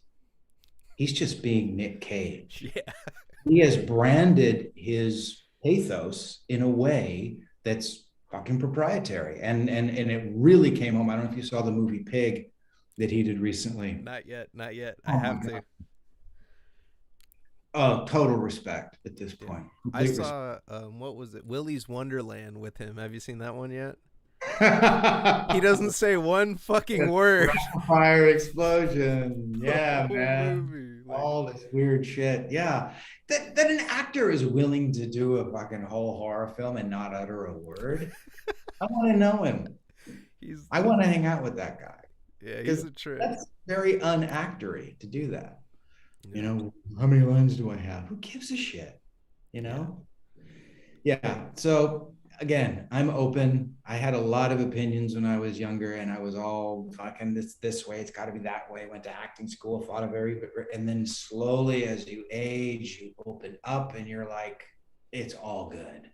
It's yeah, all interesting, and as long as it's in good fun, like I don't get the feeling when I watch a Rob Zombie movie that I'm looking at a guy who is pathological. Maybe he is. I don't know. But I'm looking at a guy who's a really good filmmaker, yeah. like up there. And I never thought I'd fucking say that because I'm a huge cinephile, but like from like 1980 back, studied it, love it, see it. And he's able to put his own spin on stuff. And then same with Ari Aster or whoever, there's and there are other ones out there that are kind of coming up doing interesting things. Mike is fascinating. You brought him up because I was on a Mike jag for a while, and then you stay in Asia and you go to South Korean filmmakers of the Oh, 90s the with the crime films, yeah, you know, like Old Boy and on and on the and on. the Lady trilogy, Fans. the what is it called? The fucking the first one is, I think, Sympathy for Mr. Vengeance is the first one, and Right? it is like, oh my god, I like that movie more than Old Boy. And I saw, when I first saw Old Boy, I was like, wow, this is like a really good movie. Like, it's weird because the way it starts and then the action scene, you don't know what kind of movie this is, and Oh, then with the ending, it just gets so fucked up. Like in the last, yeah. 30 minutes of it, you're just like, wow. And then but then I saw Sympathy for Mr. Vengeance, and I can't fucking ever think of the word. What do they call it in film when cuz there'll be like horror scenes, and then like say there's a scene of like a family just eating dinner. Just like a simple scene like that captures that like candidness. Like Mhm. Mike does it all the time where he'll All just the like, time. and then he switches to some crazy jarring shit where you're just like, I can't get it out of my head. But like that's how Sympathy for Mr. Vengeance feels the whole movie, because it's this guy, trying to get the transplant for his it's like his sister or something, and then he gets screwed over, and then it's revenge. It's a revenge series. That's what it was. And it feels like just the film is crawling with pathogens and filth and disease and and there's a whole school of South Korean cinema like that. Yeah. I'm very lucky here in LA. I'm not sure where you're based, but there's a store called Videotech in Pasadena, and so all their movies are done by region, like what country are they made in. So you're like, oh, I really like. See it. I didn't even get into, I mean, I saw Old Boy, but I wasn't aware of his other movies, because I think it's the same guy who did The Host. He did The Host too. That was the best, So the greatest monster film. Well, I mean, you no, can't. no, is that no? I've got this wrong. The guy who did The Host did Parasite, won the Academy Oh, Award. okay. So That- okay, that was Again, good too. there is something happening in South Korea, like it was happening in the '90s in Japan, Yeah. where they get it. And I don't know if you've seen Squid Games or whatever the Oh, fuck. dude, I just finished it. It's so Yeah. fucking good. This is what I'm telling you. It's Yeah. that mentality because it is. We don't live in a world where there's a possibility they're going to gas us and steal our fucking kidneys. But I guess that happens in South Korea. That's like the whole kidney transplant, weird body horror threat. It's just, oh, it's just mind bending. And they live and how they live. And there's just this whole vibe that's very, very different, you know? And I've just, the more I see of it, the more I'm really, really enjoying it. And a lot of cool shit is coming out of Northern Europe, you know, Iceland and Germany. And, you know, we're just, America's no longer the center of the horror universe anymore. It never was, You let's be saw honest. But you saw the trailer for Sheep, that new A24 film? yes, Oh, I'm like, what the fuck is that no, about, man? I gotta see what the fuck they are doing there, cause it looks kind of like Splice meets fucking Animal Husbandry. I don't know. I don't know. It's weird. yeah, It's not it's the gonna be king. good. Whatever it is, Yeah. they curate some good shit. I love that that filmmaker went there, went to the body horror weirdness, which in the day was considered the most tasteless thing you could do in the 60s and 70s. If you read people like Pauline Kael or any of these old film critics, God, they were such snobby bastards. They shat all over these fucking movies, never thinking they'd become classics, you know? It's a fascinating thing that the time you're living in, you know, because what was standard fare, first of all, you couldn't see any of this shit unless you were of age and bought a ticket and Yeah, stood in line to see it. You couldn't rent it back in my day. You had to be old enough to see Phantasm. And they fucking carded you in those days, yeah. especially in Orange County. The cops in Orange County are total dicks. Anyway, you couldn't go in and see these fucking movies unless you were of a certain age. And you were vulnerable trying to impress a girl next to you, scared shitless. Thank God she's not seeing you're scared fucking shitless with the fucking alien dude with the ball and the gun, and you're like, fuck. It was an amazing time, that 80s era, because it was the age of the cineplex and you were out. And so you're trying to be cool all the time. And we had, you know, you had a little one hit pipe, a little smokeless one hit, and you go into the fucking men's room and you do a one hit, which is a huge fucking mistake because it made you 10 times as Hell paranoid, yeah, dude. more fucking freaked out. Fuck yeah. And you're watching movies like Life Force about vampires in space or whatever. I mean, there was so much weird shit in cineplexes in those days, and you just went from one to the other to the other to the other to the other, and you'd be there for like 12 hours seeing every fucking weird ass movie that they were showing. You know, it's very different. It was a very different time. Shit. I know. I remember the last time I did that, I was like fucking. I saw, it was funny. I saw Talladega Nights when it came out, and it was funny, you know. And I'm like, all right, this movie's hilarious. And then I went around, fucked around in the arcade, and then The Descent, that movie came out at the same time. Oh, see, I worked with that director in Westworld. He Oh, did and I loved him. He was so cool. And I'm like, look, I thought The Descent was brilliant. Why the fuck are you not?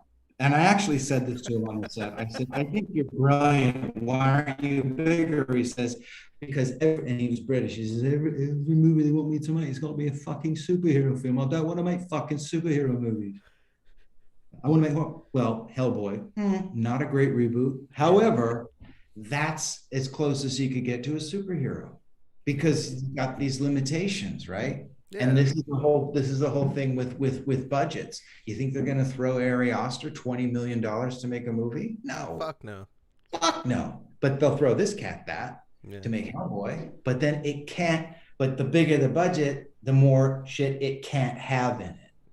Hence, Nick Cage doesn't give a shit. Clearly, doesn't give a shit what the budget is. He must be in horrible debt, or he'll take anything. I don't know the man, but He said it's because of his acting. He only wants to do indie movies so he can have as much creativity as he wants in the projects, and he doesn't want to sell himself short. And it shows, and it's great. And he clearly doesn't give a shit what the budgets are. And it's like, and the Stone Age is a perfect example of this. The smaller the budget, the more control you have, the more you can throw up against the wall. How much did you make for that fucking movie? I never ask this question, especially with like bands and shit. But I feel like, because it's something I talk about with my friends and shit. We're always wondering, like, how much do you guys get for that film? Did you see the movie Powder? I haven't seen Powder. I know you You've were heard of it. in it. Yeah, I knew you were the bully in that movie. So Powder is Caravan, which is a subsidiary of Disney. So it's a pretty big company, right? I made $8,000 for that film. So I made substantially less on Stoned Age, I'm guessing. I think we were even paid by the week. Damn. Again, I was so fucking out of my mind, so, rattled with nicotine poisoning and chasing the sun and all the other shit I was dealing with. Truth is, you don't give a shit. I mean, I guess you give a shit at a certain level, but when it's so rare, when good material comes your way, and by good material, I mean something that you vibe with. I mean, there's really no judgment. I mean, there's all kinds of good material, but for specific people like me, like when I read The Stoned Age or Tax Chicks, is what it was called at the time, it's like John Hughes meets George Lucas. This is American Graffiti, but with this weird vibe, and then it's got this surreal element to it. It's too interesting. I have to do it. And you're not thinking, what do you get paid? You ask that question when you do television, because TV pays killer. Yeah. Ridiculous. Like, come on, you're paying me what a week? I did a series years ago called Burning Zone. I replaced big actor now, wonderful guy. I did Magic City with him. What the fuck is his name? He's in Walking Dead. I can't remember his name, but I replaced him. It was ridiculous what they paid. It was ridiculous, just insane. Yeah. But this is probably why Cage will never do a series, because he just doesn't want to get mired in that. He just wants to keep doing his thing. I don't know. It's fucking weird, man. Like the way Hollywood works. Like, something I was wondering too, like about Hollywood. Like I always notice, like, so, like when I interview death metal bands, I always ask them about like occult shit being on their artwork or like in their stuff, and they always say, like, a lot of them tell me it's just a trope, like we just throw it on there because it's like a thing and it looks badass. Mm-hmm. And like I noticed there in a lot of media there's a lot of like hidden occult esoteric ass stuff in there. Do you think that is legitimate, like put in there for some sort of reason, or do you think that because I know like nowadays a lot of times with like teams and shit, they'll send 5 guys to like dig into a whole bunch of books to like put the set together or to put this together, and then it just ends up there because it was inspired from some creepy shit they saw somewhere? I've been doing it maybe 30 years, had some success, but I met a lot of well-known people, and every single producer I met that was established at one point mentioned, maybe metaphorically, maybe not, but mentioned making a deal with the devil. Damn. Wait, no. To a human mentioned that. I've made a deal with the devil. Well, Brad, I made a deal with the devil. However they spun it. I'm not a conspiracy theorist. I feel it. At all. Hey, I don't got a tinfoil hat on either, man. But the roots of an average human becoming above average to the point of being worshipped, you tell me what creates that sort of dichotomy. One moment she's Norma Jean Baker, the next she's Marilyn Monroe. How did that happen? You're just a human being. You're just a woman. How the fuck did that happen? It's a machine. It's a machine. And what's it greased with? Dollars or, baby blood? I don't know. I don't fucking know. I wouldn't be a bit surprised. I've been on really high profile sets, Yeah. and I've been introduced to girls. And the idea was that I'd go home with them the night because the production had paid for prostitutes for the cast. I'm not going to say what show, I'm not going to say what production, but I'm telling you, it's happened. Not surprised about that too. There's Yeah. a fucking darkness in In the this, industry. and then oddly, there's a tremendous light where everybody is there just because they love movies and they love people and they love entertaining people. Stoned Age is one of those examples, you know. It seems to be that the deeper you get into it, the weirder the weirder it gets. You know, before he passed, I was very good friends with Luke Perry. In fact, we had the same agents when we were both coming up, and then he got this weird thing called 90210, and we kept running into each other. And then eventually our kids went to the same high school, and we lived near each other, you know, years before he passed. And so he and I would pitch together, and Luke was very cagey about that element of it, but it's there. It's there. Yeah. Because what transforms a human being into someone worthy of worship? That's a trip. It's not just being up on a screen. There's something else at play. There's something going on. I don't know. I don't know. You know what I mean? Because you have a script, which is like an orthodox text. You have a high priest, which is a director. Yeah. You have the diocese, or you have the cardinals, which are like your producers. And then you have the studio, which is what? Rome. It's your church. Damn. Think about it. And it's set up like that. And there's no democracy in Hollywood. It's not a democratic system. It couldn't function under a democratic system. It has to be a benign dictatorship, or it won't work. It just won't work. That's the irony with the activism in Hollywood. You know what I mean? Because what makes the industry function is the one thing activists are fighting against. How many people are implemented, knew about Harvey Weinstein, and benefited hugely from Harvey Weinstein? You know, I remember there was a wake for Luke, and Luke loved Quentin Tarantino, and he was so fucking over the moon that he had gotten a Tarantino movie. He got Once Upon a Time in Hollywood. Yeah. And, you know, I've always been hit or miss with Tarantino, but my opinion of him changed completely when Tarantino showed up at the wake. Just showed up with his wife. Yeah. Just to pay his respects, just to be a good, decent human being. But he benefited enormously from a lot of horror, a lot of objectification and, you know, horror that was perpetrated on women. You know, how many people knew that and said nothing? My point is that there's something very sort of sanctified about that. Is it kind of like La Cosa Nostra, or is it, what is that? You know, because I know when you get a whiff of it, you don't want to let it go. You want to hold on to it for as long as you can. And they keep upping, what are you willing to do to keep it going? You know what I mean? And I never got to the place where like my soul was on the line, thank Christ, or maybe not, whatever. But I have had friends who have. Damn, that's crazy. And they're cagey about it. They won't joke about it. They won't really talk about it. And it's just, is it necessarily satanic, or is it just compromising? Yeah.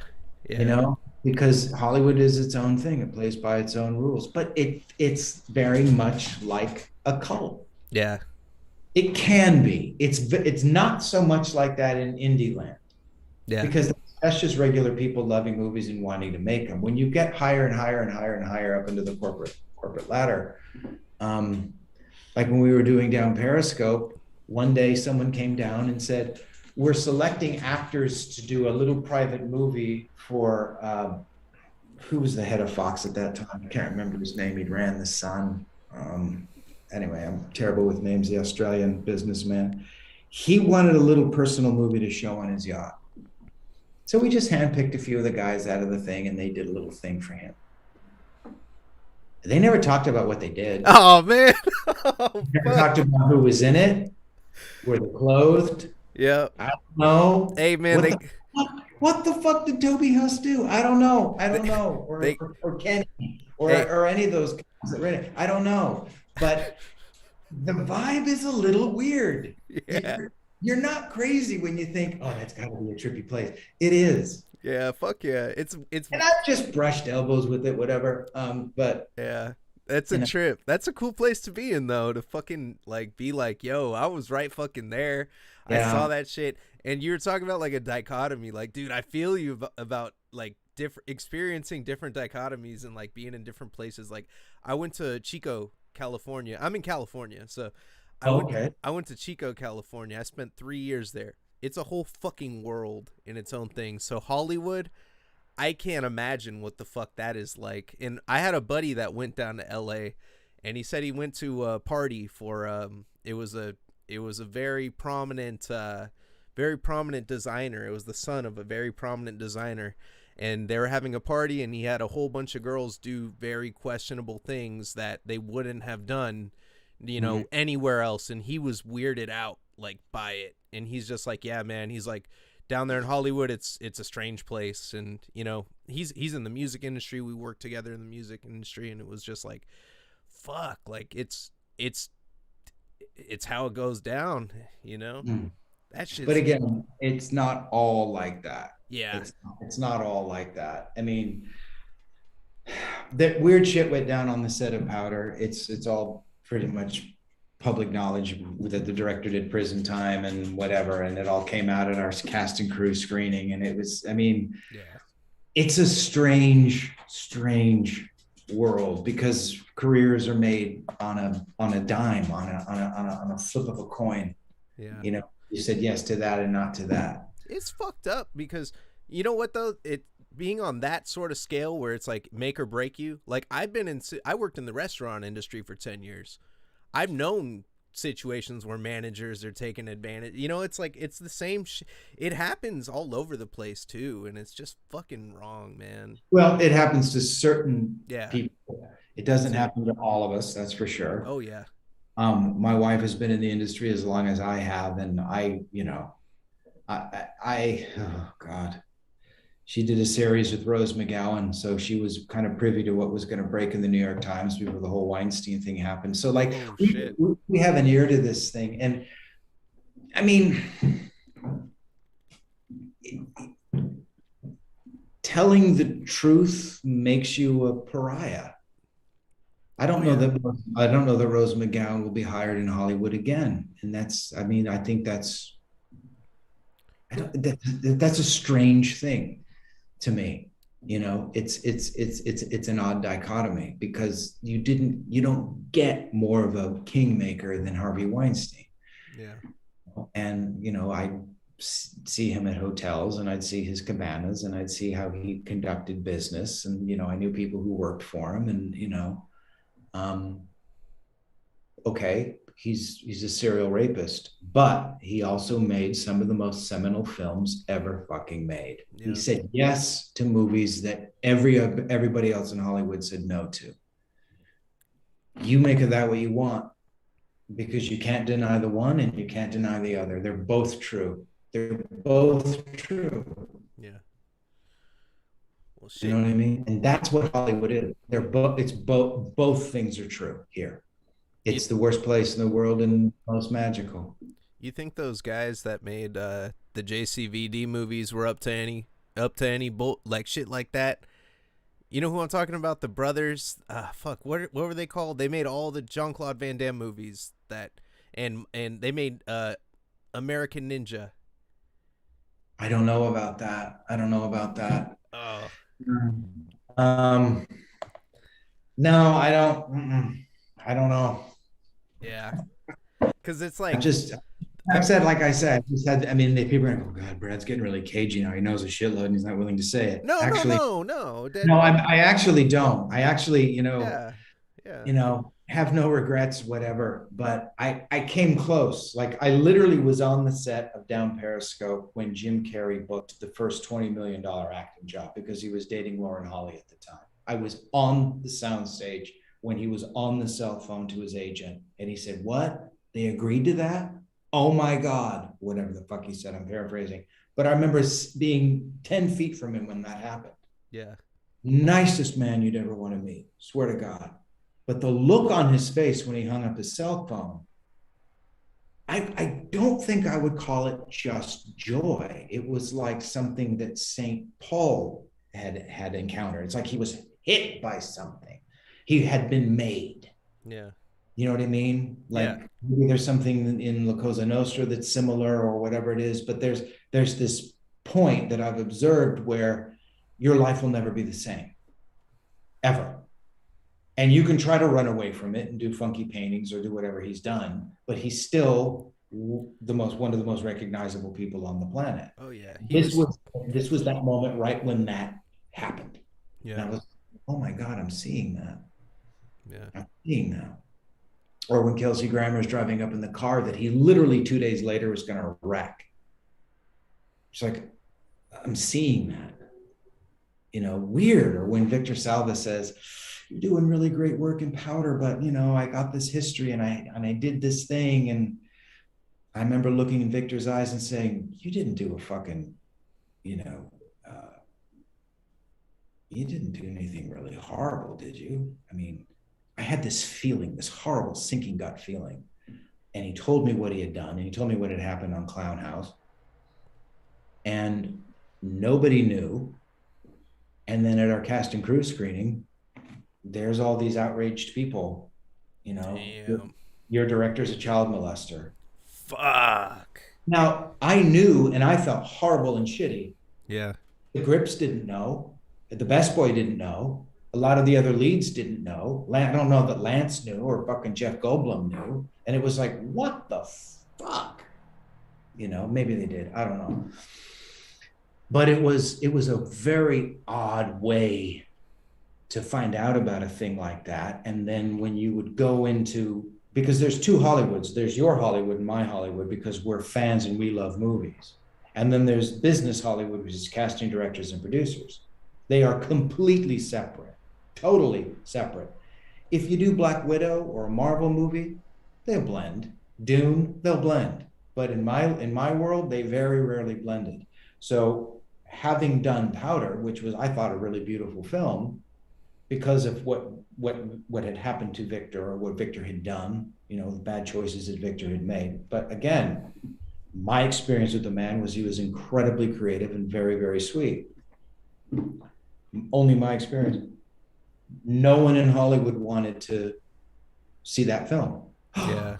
Oh my God, you were in Powder? Oh, I don't even know if you should read for this. Fuck, that sucks. Shit like that. It's like they guilt by association, but it's fucked because you're like, you don't even fucking know until it's already. That's fucked, man. Well, is it? Because what's your stock and trade? Public opinion. Think about it. Think about what those producers are having to juggle to get their goddamn shit made, because they're rolling the dice to the tune of how many million? And then if they go, oh, by the way, the director's a child molester. Yep. Then you know what I mean? Already, bam. And what's bizarre is that so few people that love that film even knew that. Yeah. It wasn't as big publicly as it was within the, hallways of Hollywood. And I think that's kind of the way it is. There's all this stuff that goes down. Weinstein's stories might be similar to that, but I think a lot of people knew, and they're now kind of reconciling themselves to that. Yeah. So I'm not in it so much anymore. Yeah, that's fucking, but what makes you come back, like, for shit? Because, like, you were on Westworld for a minute, for fucking, you were on there for an episode, no? It was just like an episode of Westworld. I actually did 2 seasons. I did 2 seasons on Westworld? I think I actually got cut out of the 2nd season. It wasn't a big thing. It wasn't a big part. But it was the dad of the lead girl, the reboot of the dad. Yeah. Well, fuck, you're working with Nolan's brother. I mean, you're working with the guy who wrote, Memento, it was a big deal for me to meet Yeah, Jennifer. that's fucking bro. That movie's a fucking mind fuck too. Like, You just know, it's you like know, it was great. It that's was got to be sick to like. How do you feel going to a set like that with someone that like your first small. time like going on there? Are you like, oh Small. shit? You feel very, very small because the Hollywood is Rome. It's a hierarchy, and the Yeah, hierarchy, and you know the hierarchy because your position is numbered, and it's numbered on the call sheet, yeah, right? So if you're like below 20, or in some instances below 10, it's like, who the fuck are you? yeah. You know what I mean? And that's just how it operates.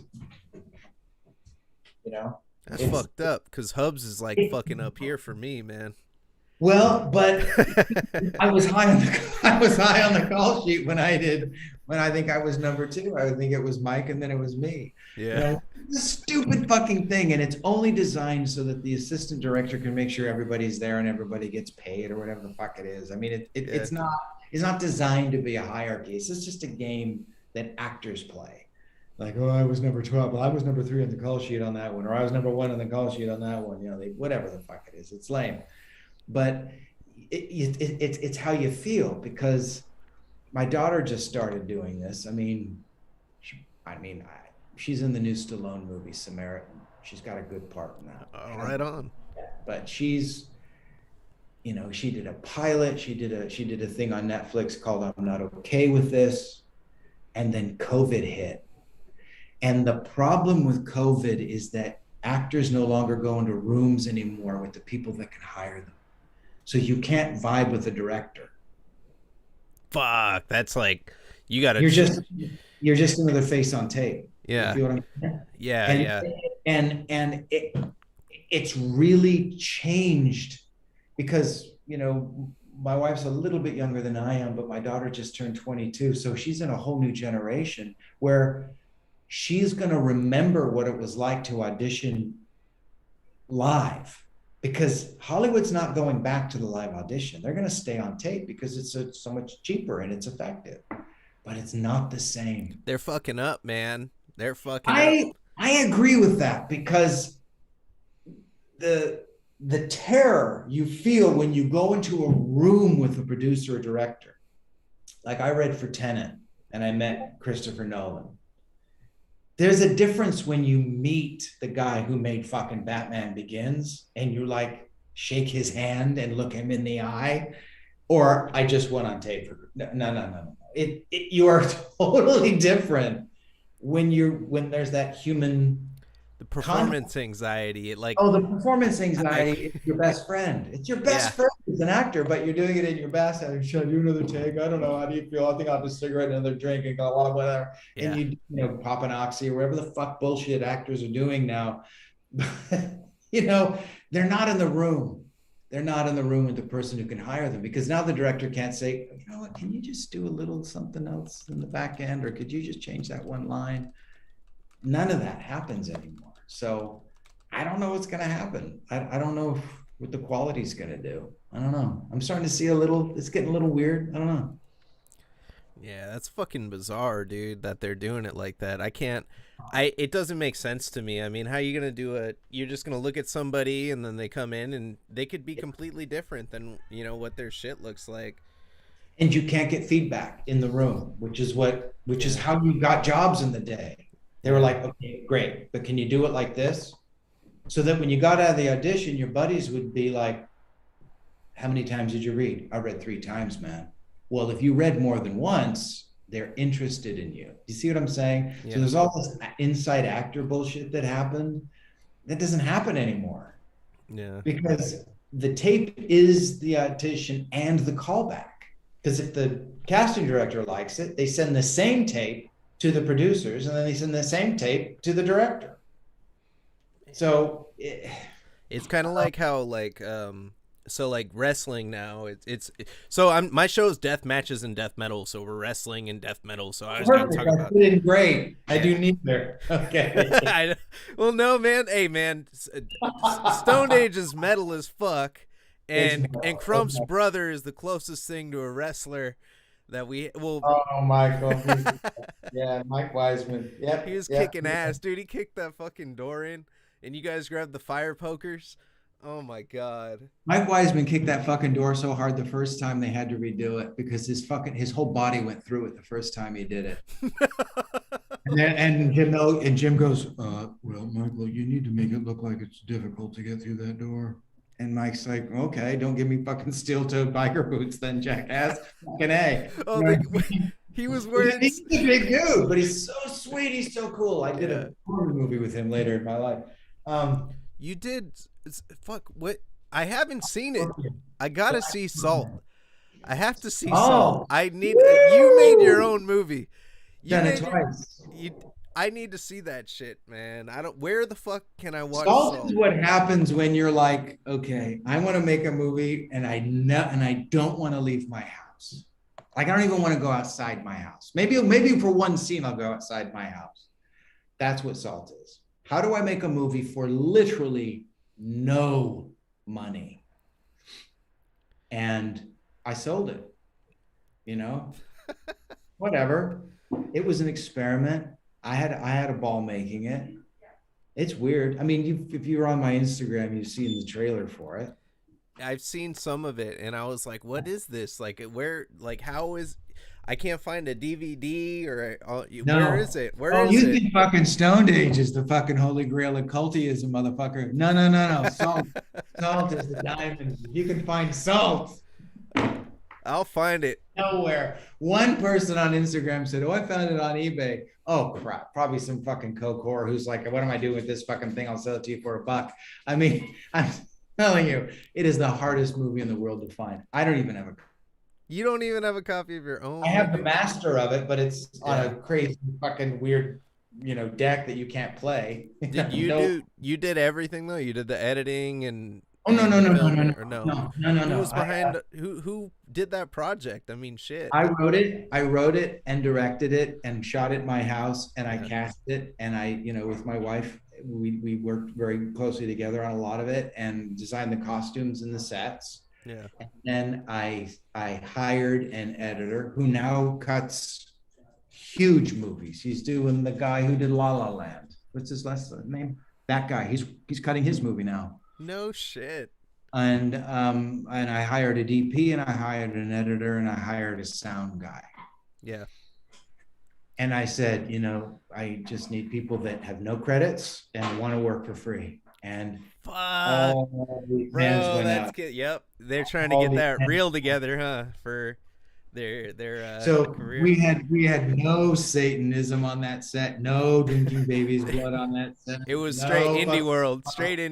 We were straight indie world, love, peace, and fucking cinema, 400 stock, whatever. I mean, no, it was a total labor of love.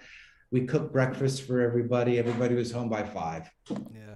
That's fucking cool, man. It was bitching. Whatever. People loved it. They hated it. Whatever. I don't give a shit. How is it? I haven't seen it. I mean, how was it working with your significant other on a film too? Like, was that your first time working? Didn't you meet on a set or something? All right. So real quick, before we dive into this, when I messaged you initially, I said, yes, you answered the $1 million question. I'm like, how the fuck do you know that date? So I fucking, what I did was I was like, when you asked me that question, and I'm so stupid because so you said that, you said, ask me a question only I would know the answer to. And I was like, okay, I just went on the internet and I looked up some random shit and I said, well, it was on there on the internet. It was on IMDb or something like that. And I was like, well, if I word this question right, it'll sound like I, know this. I'm so stupid. I fucking thought you knew all this inside shit. So perfect. You gamed me. I'm here. Hi. But no. So I was cracking up though after you messaged me. Because I fucking looked right up above my comment, and it was a comment from your wife with the blue check, and it was really her. And I was like, oh my god, this is Bradford. She has the blue check. I get a fucking 5 after my name. They won't give me the blue check. I'm sponsored by Night Shift merch, and I still don't have the fucking blue check yet. Blue check. My daughter lost her shit over the blue check, but she finally got blue checked. Yeah. You lost your shit over. She's right here. She's off camera. Hey, come on, say hello to my friend. Come on, come on. Here she is. Hi. Right? What's going on? Right. Here's One, Mom. and there's Hey, we got the hey, there's fam. family. Right All on. right. That fucking blue check. Do you see how they're always having to vet you? Who are the other fucking four Bradford Tatums? Who the fuck are these Jack? Who five? Why am I five? I don't know. I know. I was like, fucking. But they Is this gave me. really? But I was really pumped, man. I went through your page and it would have took me 5 minutes of looking, but I was like, I'm asking right away. I don't know why I asked right away. I saw though your work you're doing is fucking beautiful, man. Thank you. Those the figurines you're making are killer, and no, like find like that was when I took my first dive. I literally like reached out to you and I took a dive into like everything I could find out about you from the internet, because I like to ask people shit they haven't been asked, on shows, and it's not so much an interview. I just like to pick people's brains and talk shit and make sure you're entertained. It's not, this show isn't for me. It's for you guys, my guests that I have on, and I'm glad you're having a good time, man. You seem like you're having a good time. I am Fucking having a good time. but yeah, dude, fucking but yeah, Salt, I like stumbled across that and I got to see that. It's like, so making that film, is like, what made you decide I'm making my own fucking movie? Like, when did you start writing it? I'd made one before. I'd made a movie called Standing on Fishes, and we got Kelsey Grammer and we got Jason Priestley, and it was relatively big budgeted, for, just the schmuck who wrote a script. And it won film festivals, but it wasn't mine. Yeah. It didn't feel like mine. And I just said, fuck it, what do I have? I have these people. I have my daughter, I have my wife, I have my wife's friend, I have me, I have the people at my daughter's school who are parents at my daughter's school. And I'd come across a article about this couple in England that were taking foster kids, and they were poisoning these kids, but they were poisoning them with table salt. They were killing them with table salt. 40 teaspoons of table salt will stop your heart. Yeah. And I thought, so it's not a bloody butcher knife. There's no hockey mask. There's no axe. It's a glass of water, because salt dissolves in water. That's what's killing you. Something you drink every day. Yeah. And I'm going to shoot it during the day in pastel colors. I'm not going to do the hard tropes. I'm going to do this other thing. So that's what I did. And I thought it was a cool idea, and I thought it was weird. It's tiny, it's little, it's intimate, it's whatever the fuck it is. That's the premise of an abusive husband, and his sister comes back, and the sister gets in cahoots with his wife, and they formulate a plan to get rid of this son of a bitch. Damn. And how they do it. So what was influenced? Diabolique. Did you ever see that French movie? No. Diabolique? Oh, fucking rush out and see it. It's great. But it's three characters, basically. One house, a few rooms. I don't know. You decide. Yeah. I like it. The guy who cut it, Mike Nourier, is brilliant. There's a reason he's working for bigger directors now. He's brilliant. I looked at the first assembly and I thought, what the fuck have I done? This is absolutely unwatchable. And then piece by piece, I would take cuts home to my wife, and my wife would go, cut that, change that, do this, do that, do that, do that. And little by little, this thing just started to come together. And it ended up winning a film festival or two and getting a distribution deal and getting bought. And, I got lucky. I got very, very lucky. And I just kind of ran out after that.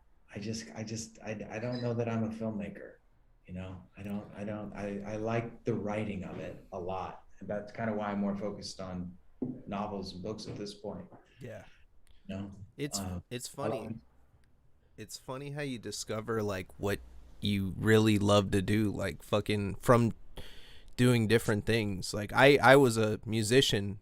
I fucking did that for years, and then I was like, you know what? Fuck that. I don't want to deal with the music industry. And then, I did all sorts of different stuff, and ended up saying, you know what? I want to talk to interesting people and shit. Like it took. This is like the sixth or seventh iteration of what I'm doing here. But it's funny because I see that in you. Like you acted, you've that's why I was interested in the crafting hella in particular, because it was like, you know it was cool to see that you've always done that. That's always been something that you've like kind of like fell back That was on. my first thing. Books and working with clay Yeah. were my first things. So that's what I did. And then um, when I finally wrote my first novel, I didn't know anybody in the business. I had no idea how to get published. I had no idea how to do any of it. So I went on a weird website called Agent Query, and it's free. And I queried every agent cold for 6 years, over and over and over again. And you don't understand depression, because since it's an all online business, you get like 30 rejections a day.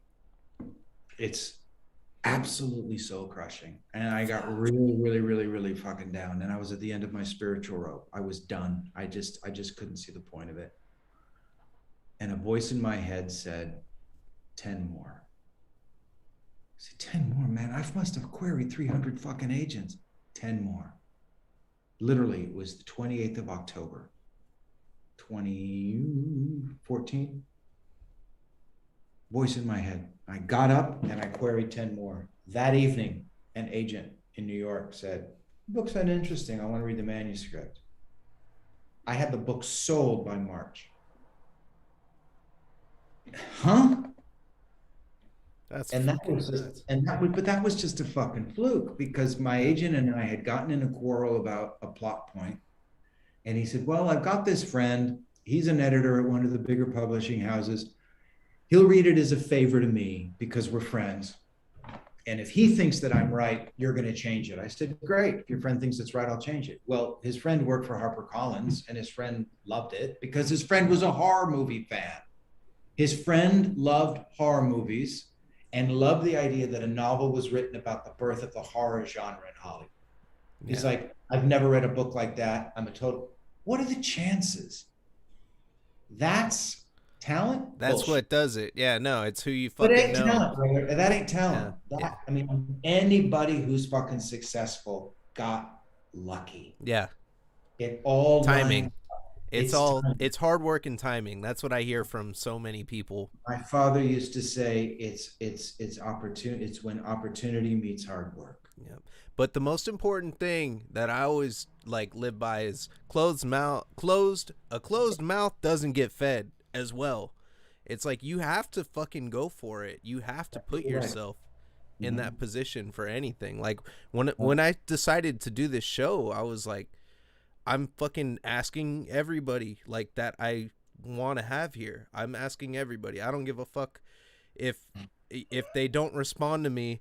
I'm going and I'm getting, I'm making this happen. This sponsorship from Night Shift merch, I was like, I'm fucking getting sponsored by them, and I dogged them every single day until finally they were like, all right, fuck it. And that's life. It's like you got to go out there and do it. We're only here for so long.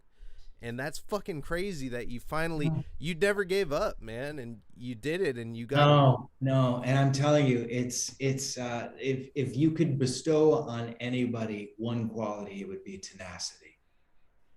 Even above talent, as much as I love talented people, and I really, really do, but that is not what makes or breaks anything. Because for whatever reason, there's just something in me that wants to do a lot of different things, because I have so many interests in all kinds of stuff. Do you tend to get hyper fixated on certain things, and you're just like, Oh I'm yeah, doing this right now, and yeah, nothing else is getting in my way?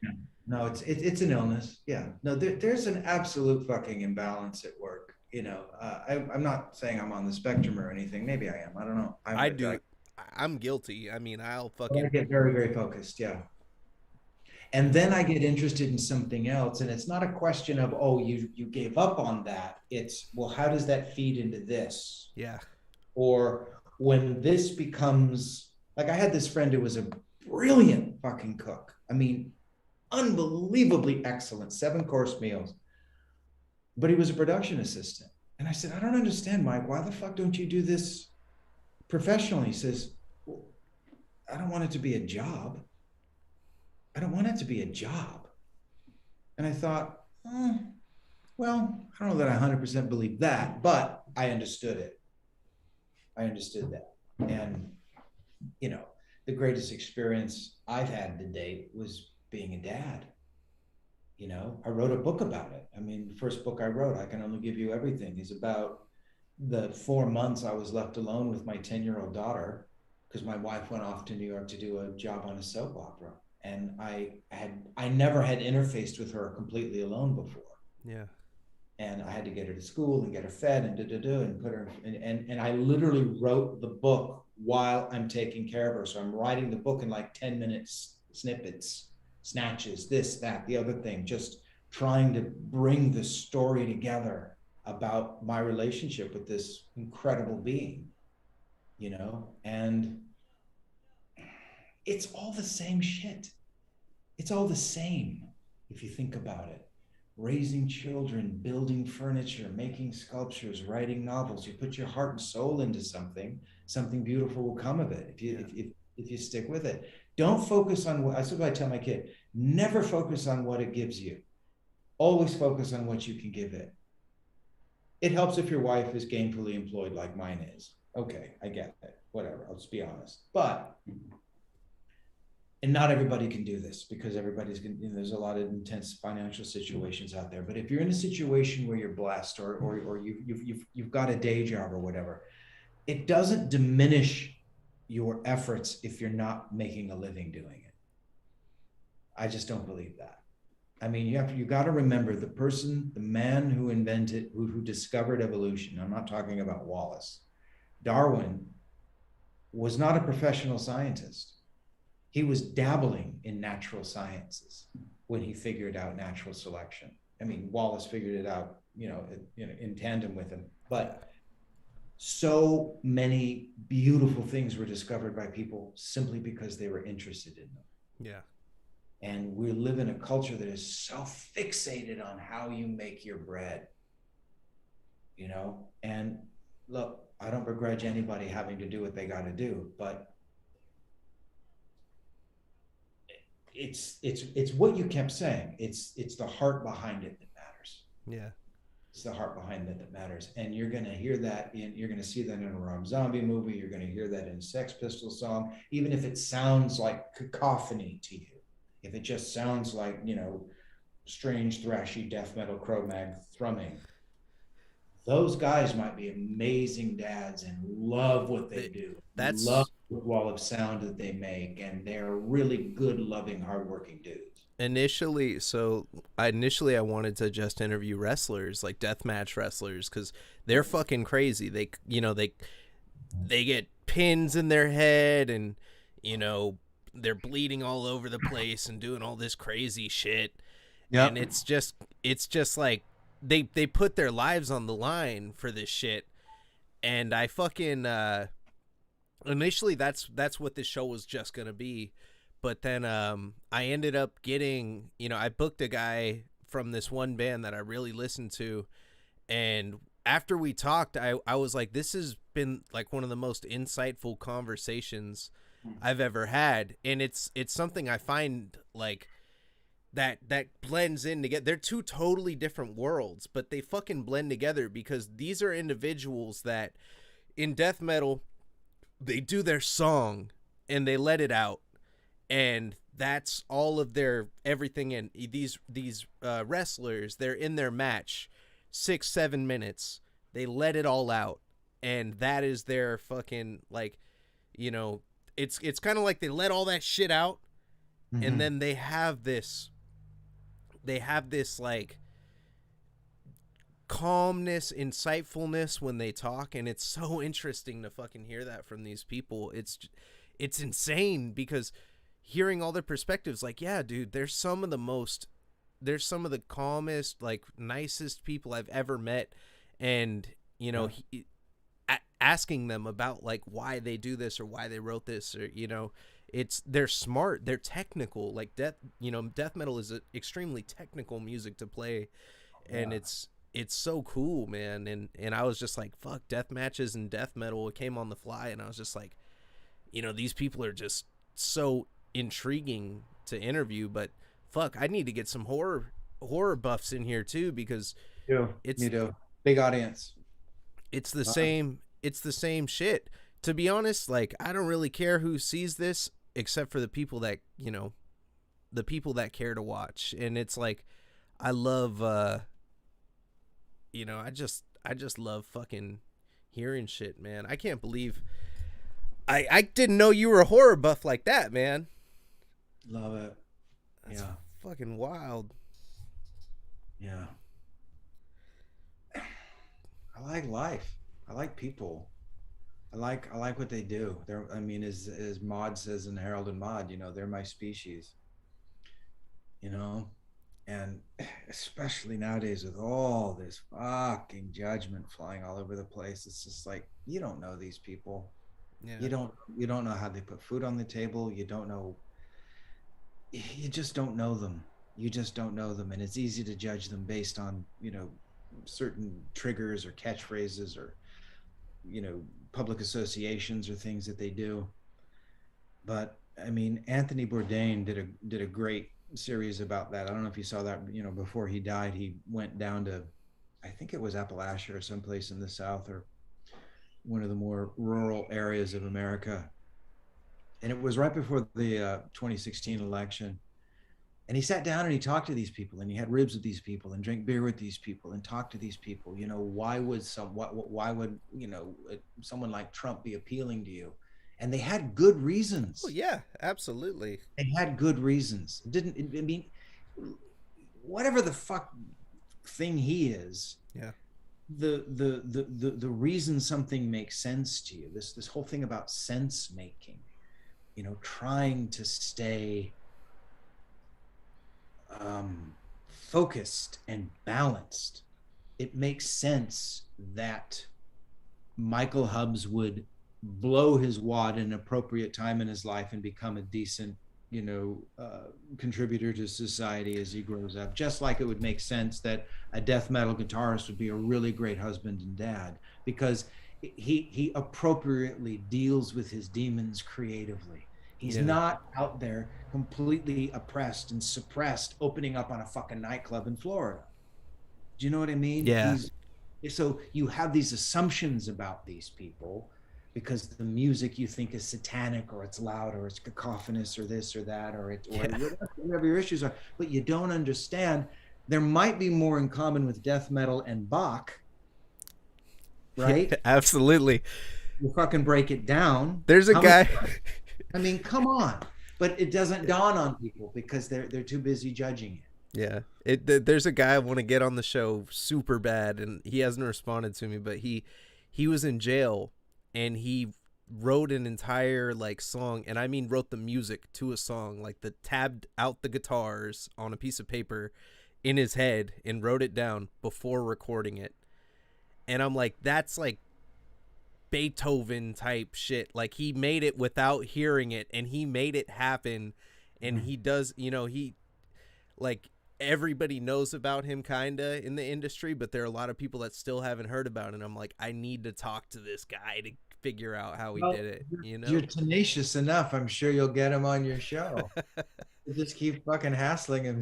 Yeah, no, that's the thing though. I don't want to have anybody that doesn't want to be here, because you know, you don't get you don't get a good conversation out of someone who isn't interested, and that's the thing. It's like, you know, like, our conversation's fucking killer. I am I going over your time or anything, or you're I don't know. chilling. Was there a line or a limit we weren't supposed No, to no, cross? I'm just asking you, like, if you No, know. that's All fine. right, No. killer. Yeah, no, I'm chilling, man. I got some more Ox 45. I got some Schnapster. Hmm. I'm rocking. But yeah, man, fuck. It's fucking nuts, dude. Like how we have these preconceived notions about these people, and it's with social media, it's kind of like you people look at people and judge them before they even know them. They scroll through their social media shit. It's kind of toxic, but I think it's also good for some circles because I feel like people are getting more fucking they're getting more like mature as far as like accepting others and shit as well. Like I see a lot more good like so back in the day with death metal, for example, you would have to if say there was a band you liked and they're a really small band, you would have to write a letter to them, send it in the mail, it would go to the band, they might send you a tape, they might send you a letter back or something, and it was really slow, and the rate that these guys would be heard for what they're doing was really really slow, whereas now it's like it's a click away, people are Yep. sharing this stuff, and and we need I think how do you think that would be with like film now? Is there a scene of film that we haven't seen, or is it still like indie world and Hollywood? Like, Um, I think it's not going to come out of America. I don't think it's going to happen here because I think there's going to be an interesting hybrid with animation, CGI, did you see first that? first person shootery, fucking you decide the ending or you decide the narrative. And a lot of video games do this, but eventually this medium won't call itself a video game. It won't Yeah, call itself a game. It'll just call itself an experience. And it hasn't happened yet. But the algorithms are getting really, really good. And I don't know. I don't know. At the end of the day, uh, fuck, Talladega Nights versus what? Lady Eve? I mean, is there really a difference? I mean, people are still making when silent films started, they're incredibly good movies. It had nothing to do with the fact that they were black and white or silent. It had to do with the fact that F.W. Murnau had something to say that nobody else was saying, and he said it in a movie called Sunrise.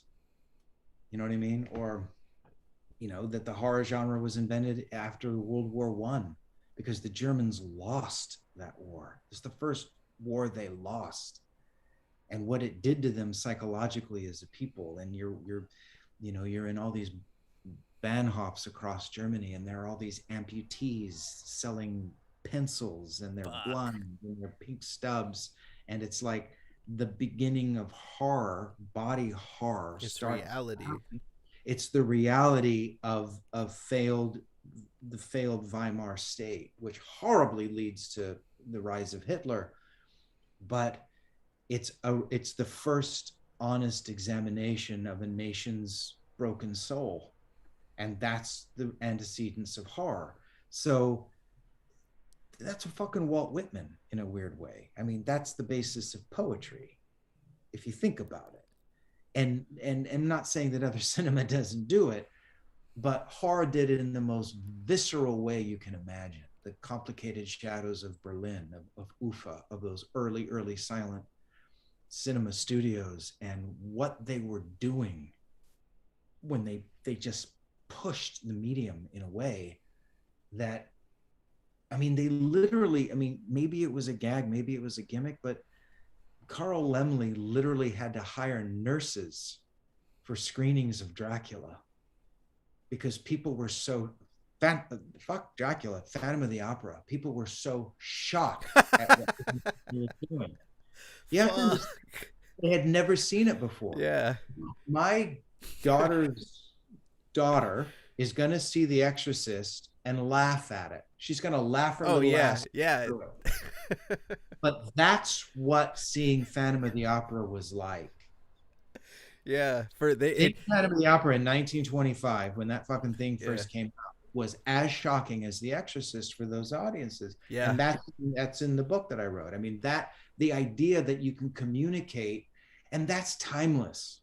Yeah. That really has nothing to do with, that's not really stuck in time. That's just an artist like Lon Chaney pushing something and Raoul Walsh pushing something Yeah. past the breaking point, and people just not being able to handle it. Boris Karloff, having to walk to the set on the Universal lot 1920, I guess it would be 1930, with a pillowcase over his face because seeing his makeup upset the secretary so much. They were so shocked by what they were seeing. Yeah. There's something out there that's going to shock us again. And it's not coming out of America because the way I don't Hollywood is. I don't think so, because Yeah. Hollywood is not conducive to that. I mean, Miike got really, really close in the late 90s and early 2000s, but there's going to be something released that's going to absolutely change the game again. Yeah. And you're not going to believe you're seeing it. It's just going to be absolutely the most astounding thing you've ever seen. Yeah. And they're all working toward it. They're all trying for it. But it's difficult to resist that sugar tit of Hollywood. It's difficult. It's hard because you want to make a living. Yeah, you got to get that bread. Well, think about it. Everybody that wanted to do it was a loser. Like Richards were fucking losers. They couldn't get dates. They were freaks. Yeah. Edith Head England, they were unattractive. All they gave a shit about was American blues music. What? Yeah.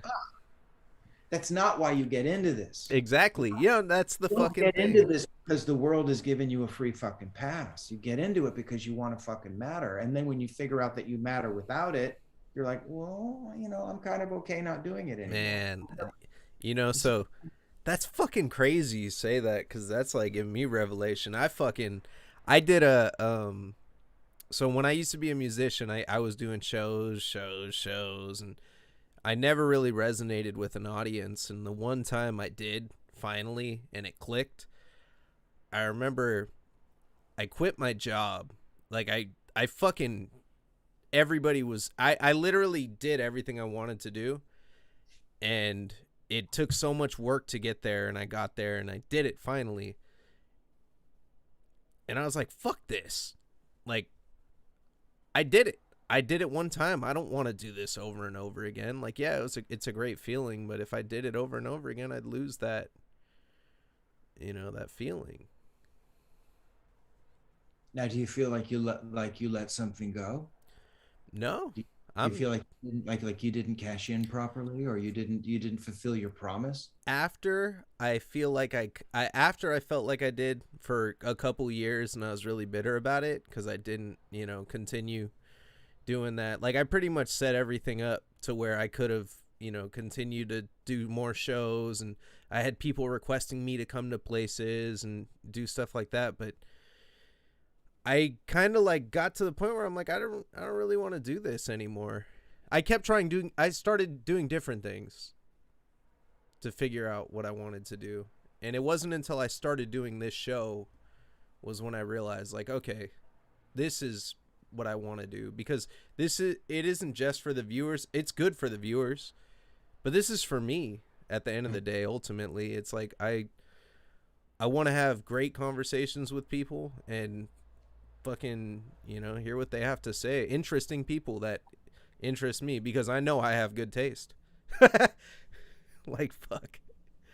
But and when you become a parent one day, you're going to run into it, because either you'll ask your child this, or you'll be in the room when someone asks them, well, what do you want to be when you grow up? Mm-hmm. What the fuck is that to lay on a kid? That's how the Christ, it's too much to lay on them. Sophie's in Salt, hated acting. I mean, and I'm talking about all through her youth. I mean, her adolescence. She was hit up constantly by my agents, my wife's agents, by managers. She was stopped in shopping malls. You want to be in a movie? No, I don't want it. modeled, did whatever. Then one day she wanted it. She wanted to do it. Yeah. You know what I mean? But I don't know that that's the right question to ask. And then I understand for, functioning Americans and, economies and all this other stuff. I understand that. But there's another question. And that's just, what do you want to be? Who do you want to be? Because it really doesn't matter what happens to you. It just matters who you are when it happens, because we're reactive beings. We're designed to respond to environmental pressure. Every living being on this planet does it. It's what we do on Earth. We respond to what happens to us. Yeah. Because you can't fucking control it. I'm telling you, it's Yeah. too weird. It's too weird. Exactly. Say, I worked hard and I got what bullshit. I busted my ass to get published, but I got published on a fluke. I busted my ass to make a living as an actor, but I literally got my first acting job because I could swim and I had a driver's license. That's it. Because no shit. No shit. I was in surprisingly a large number of people in New York City don't know how to swim. I was living from Orange County, from LA, grew up in water, grew up in the ocean, grew up in pools, whatever the fuck it is. It was a series called Dream Street. The same guys who did 30 something. They needed the best friend of the stoner kid. They needed the stoner guy, right? To be the best friend of the younger brother. But there's a scene where they swim in a pool and they steal a car and he has to drive the fucking car. Well, the kid they hired couldn't drive or swim. 8 o'clock in the morning, my agent calls you up. Can you get down to the SAG office? Why? You got to join SAG and you got to be at the set at 3 o'clock this afternoon. What happened? Well, can you drive? Yes. Do you have it? Can you swim? Yes. Okay, I'm going to take your word for it because they'll hire you. Yeah. Hard work and talent? Go fuck yourself. That's a part of the equation. But if you're sitting there thinking, oh my God, if only I was more talented, if only it was like American Horror Story where you take a black pill and because you get talent, you get success. Horseshit. It's called opportunity and timing. Talent is a piece of it. And yeah, my own issues, but I can do a lot of shit well. Yeah. And I've had a lot of success. But I can tell you right now, that's not the X factor. It don't matter how fucking good you are. Showing up every fucking day, never taking no for an answer, being tenacious, and then realizing, oh my God, that's so fucking unhealthy. I'm beating at a door and I don't even want into the party anymore. Yeah. What the fuck am I doing? I want to look over there. I'm running out of time. I'm only going to live so long. I want to do other shit. Yeah.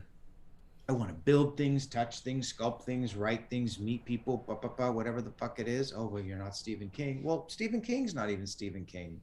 He's a myth now. He's mythos. He's a meme. I fucking thought I saw Stephen King. So I'm in the Bay Area. I was driving through fucking Hayward. You know where that is? Yep. Yeah, I was driving through Hayward and I thought I saw fucking Stephen King on the road one time. And I rolled the window down. It was like 5 a.m. I see this guy that looks like Stephen King. And I was like, Stephen King? And he looked over at me and he said, I'm a little young looking for Stephen King. And then I realized, oh, shit. It was like 2016. The guy didn't look like Stephen King in 2016. I don't know that he ever leaves Maine, but I don't know. Maybe he does. Yeah. I did my junior high school in San Jose. So no shit. So you know the Bay? I know the Bay really well. In fact, I was into Rancid like when it was just an East Bay band. Yeah. And Operation Ivy and all that stuff. Because, I was coming out of the punk ska world of the late 70s, early 80s. Yeah. Going down to Huntington Beach and going to a club called the Cuckoo's Nest. And like you'd show up at a show and then the ambulances would show up. They would just park ambulances in front of the fucking Cuckoo's Nest because they knew someone was going to, lose a fucking eye in the mosh pit that night. They just knew it. They were just waiting. Yeah. And it was right next door to a fucking country western club. So there was always these fights between these fucking Peckerwood fucking country dudes and these super hardcore. There's always somebody in that pit looking for some shit.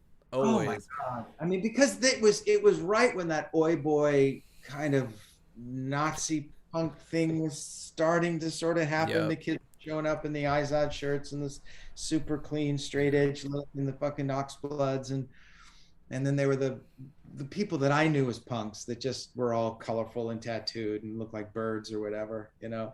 Yeah. And this weird confluence of, and I don't even know if punk even is around anymore. I don't even know if it's happening anymore, you know, because it was It's still there. It's you know, the scene is there's a lot in LA going on. They're pretty big events that they have down there that I've seen too. It's still I feel like the punk scene it's I don't want to say stagnant, but it's still going like but it's about as it's similar to, you know, it hasn't it hasn't really changed as far as like it's still, you know, it's still happening. I mean, fuck. I don't want to knock the punk scene. It's kind of stagnated. Fuck it. I'll say it. The punk scene. It's still going on in L.A. There are a lot of shows. There's a coming lot of after you now, man. yeah. There's the fucking what's it called? People are doing their balloons and you know going the nitrous oxide balloons out there and you know partying and mosh pitting and you know there are a whole bunch of bands that even I grew up with still performing and shit.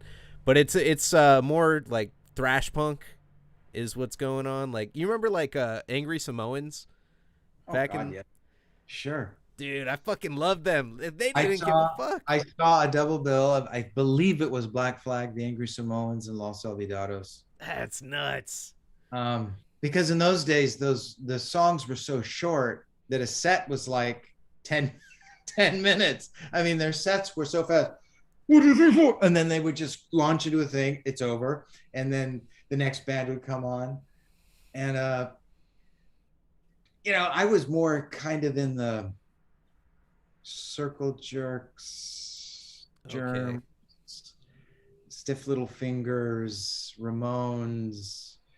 I mean, because it was more like late 70s London punk was Yeah. kind of what I was into, because that was hand in glove with the reggae and ska movement. Okay. So I saw the English Beat and the Clash at the Cow Palace, That's fucking nuts. which was a most amazing show. And Joe Strummer had just gotten his mohawk. They opened with London Calling. People were talking during London. He was like Axl Rose. People were talking during it. He got pissed off. He stopped and he played the whole song over again. And I mean, you didn't realize that you were seeing one of the most seminal bands of the 80s. I Yeah. mean, I just liked the Clash. I just thought they were cool, and I love the English Beat. And I thought they're kind of a weird, because the English Beat is so love and peace, and they're so fucking groovy and a little almost Muzak-y, but still cool. And the Clash is the Clash, and I thought, what a strange double bill. I want to go. I had no idea that they were going to be this fucking mega. Massive. Yeah. Iconic fucking band. You had no idea. You had no idea. It's very much like the Stone Age. I mean, they did quite a bit better, but real real shit, man. Real shit though, you it was know. real good, and it was an amazing show. It was incredible. And but the difference in the scene, because I knew a lot of East Bay punks who were real punks. They were actual squatters. They were actually panhandling. They were actually, dealing meth to make a fucking buck. They were actually in bands. And then you come down to, and then when I moved back to Los Angeles, Melrose was basically a shop called Let It Rock, which was owned by Malcolm McLaren, and Poser, which was terrifying. It was a hardcore punk shop. And that was it on Melrose. That's what it was. And Yeah. the LA scene was very different than the Northern California scene. Really, really, really different, I thought. Like it was much more Hollywood in LA. I was good friend. I went to high school with a girl whose brother was Stan Ridgway. So he was the lead singer of Walla Voodoo. So we would get into a lot of interesting punkish, boingo boingo-y type venues, back when they weren't really big yet. And it was very different than what you would see in Northern California, Yeah. you know? See, I never really saw SoCal. I never been to SoCal.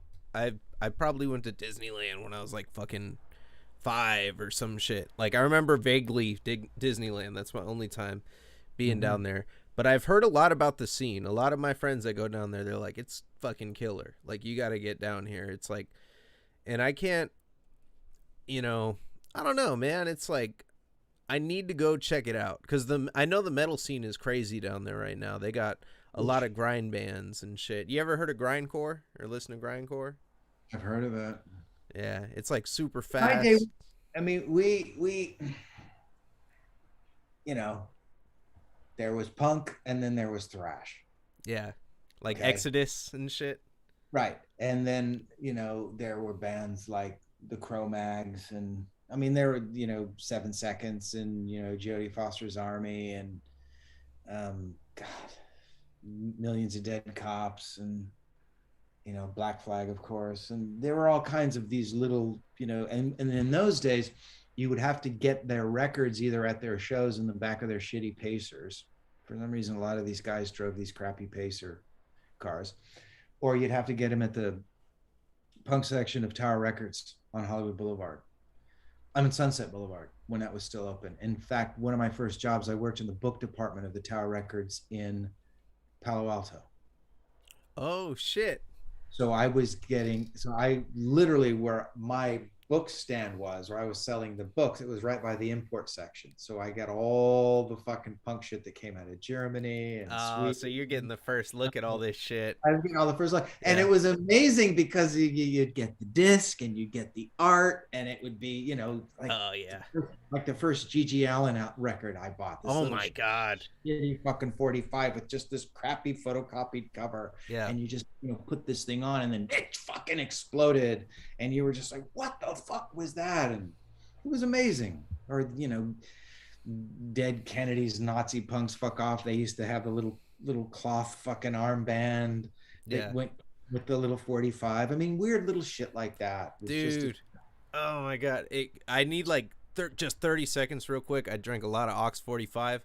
I'm going to put us on a break screen real quick just for 30 seconds. We need to get back into this though in just a second. all Sorry. right.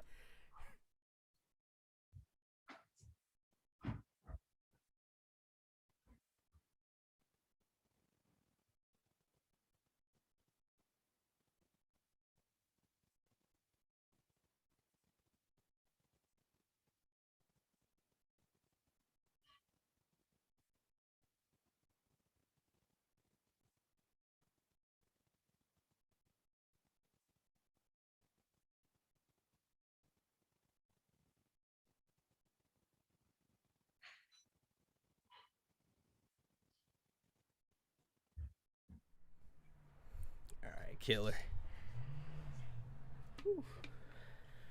All right, I gotta talk though. Oh, right on. Yeah, my bad. I know. I figured you were eating dinner or something. I was like, oh man. I'll have slip. That's Yeah. cool. No, it's all, So, yeah. Feel free to eat, man. Make yourself at home. I always tell my guests, I'm like, grab a beer, grab a J, grab some pizza, whatever the fuck. Kick back. oh, that's an interesting thing. I was telling my daughter because all the pot now is hybrid. And edibles and shit. And I guess it was always classified marijuana as a hallucinogenic, but you never experienced it like that in the 80s and late 70s because I guess maybe it was just mostly bud, leaf and very very little bud. Yeah. But you'd get a little horny, you'd want to fuck, you'd want to eat, and you'd want to laugh. Yeah. And my daughter was like, God, I hate the fucking pot today. It's just rah. And I'm like, well, it's probably got meth in it. I don't know what the fuck it is. Then there was this company that came out and they make these joints called Dad's Grass. Yeah. Have you heard of that? No, I haven't. I haven't. All right. I'm going to turn you on to this. I need to try some dad grass. I think I need some dad Dad's grass. Grass. Now, for someone your age, this is going to be like, a hit of nitrous. It's going to be nothing. No, I But, probably need that. but for me, it's like, that's what a joint was like. It's mellow and nice. Fun. It's probably what Hubs and fucking Joe were smoking. Yeah, It's not the not. skank weed. That shit gives you a headache. Right. Or if it's gas quad in or whatever the fuck. But it's Yeah. so weird how much even the drugs have changed. Oh man, I fucking I got married last week, right? I got married on Oh, yeah, really? last Tuesday. And San Francisco City Hall was fucking awesome. But we went to the water park the next day because they opened a brand new water park over here. So we go to the water park, and I'm not a smoker. I mean, I used to smoke, in college and shit. But I get too fucked up, when I smoke. So we go to the water park. We wake up in the morning. I drink some champagne because I just got married, and I'm like, all right, I'm feeling good. Go outside. They start smoking. I'm like, fuck it, I'll smoke. So I'm smoking and smoking and smoking, and as then we go into the water. It's an indoor water park. It's a Great Wolf Lodge. They got one down in Los Angeles area too, and we fucking go in this place, man. My breathing switched to manual mode, Yep. you know, You gotta and remind yourself to swallow. and I thought they were gonna fucking kick me out of this place. That's my only thought going through my head. I mean, I'm like, like, how is this fucking fun? I gotta remind myself to breathe. I gotta remind myself to swallow, and I'm paranoid as fuck. So what? yeah. I don't get it. Oh fuck. It's my age. No, I feel, dude.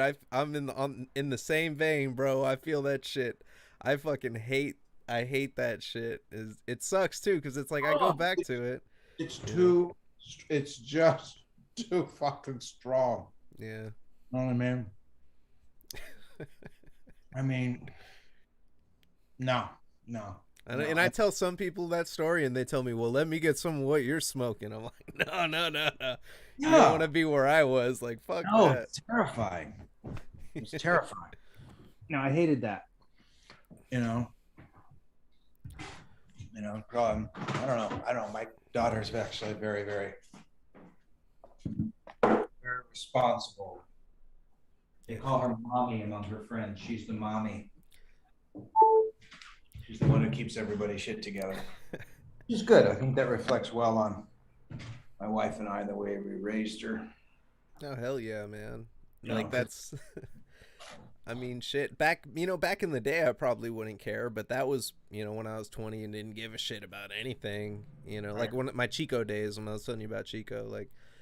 But fuck, I wanted to ask you about So you're at Tower Records. You collect vinyl? my daughter does. Oh, I really? I did at one time. Yeah. I think everybody did at one time. Um, it's weird. You go through this. We never thought about getting paid when we were kids, ever. We never thought about making a living at anything we ever did. And all of the anxiety that my daughter and my daughter's friends have is all around how are they going to make a living? How are they going to fucking monetize their abilities, their passions? How are they going to get jobs? We used to call that selling out. I feel you, bro. Do you know what I mean? Yeah. No disrespect to this generation or any of their other shit, but if you can't fuck up, you can't be brilliant. You have to be able to experiment, and you have to be able to just, sit down and write a book, sit down and make a movie. I mean, whatever the fuck it is, you just got to do it without thinking, who's it for? I don't give a shit what your algorithm says my audience is. I don't care. Yeah. I wrote it for me. It's like, Frankenfurter and Rocky Horror. I didn't make him for you, right? I made him. It's Yeah, like that when I was making music for a while, when I got to that point where I stopped, it was funny because for years so at first I did it for me and I really liked it, and then I did it in front of a crowd and nobody liked it.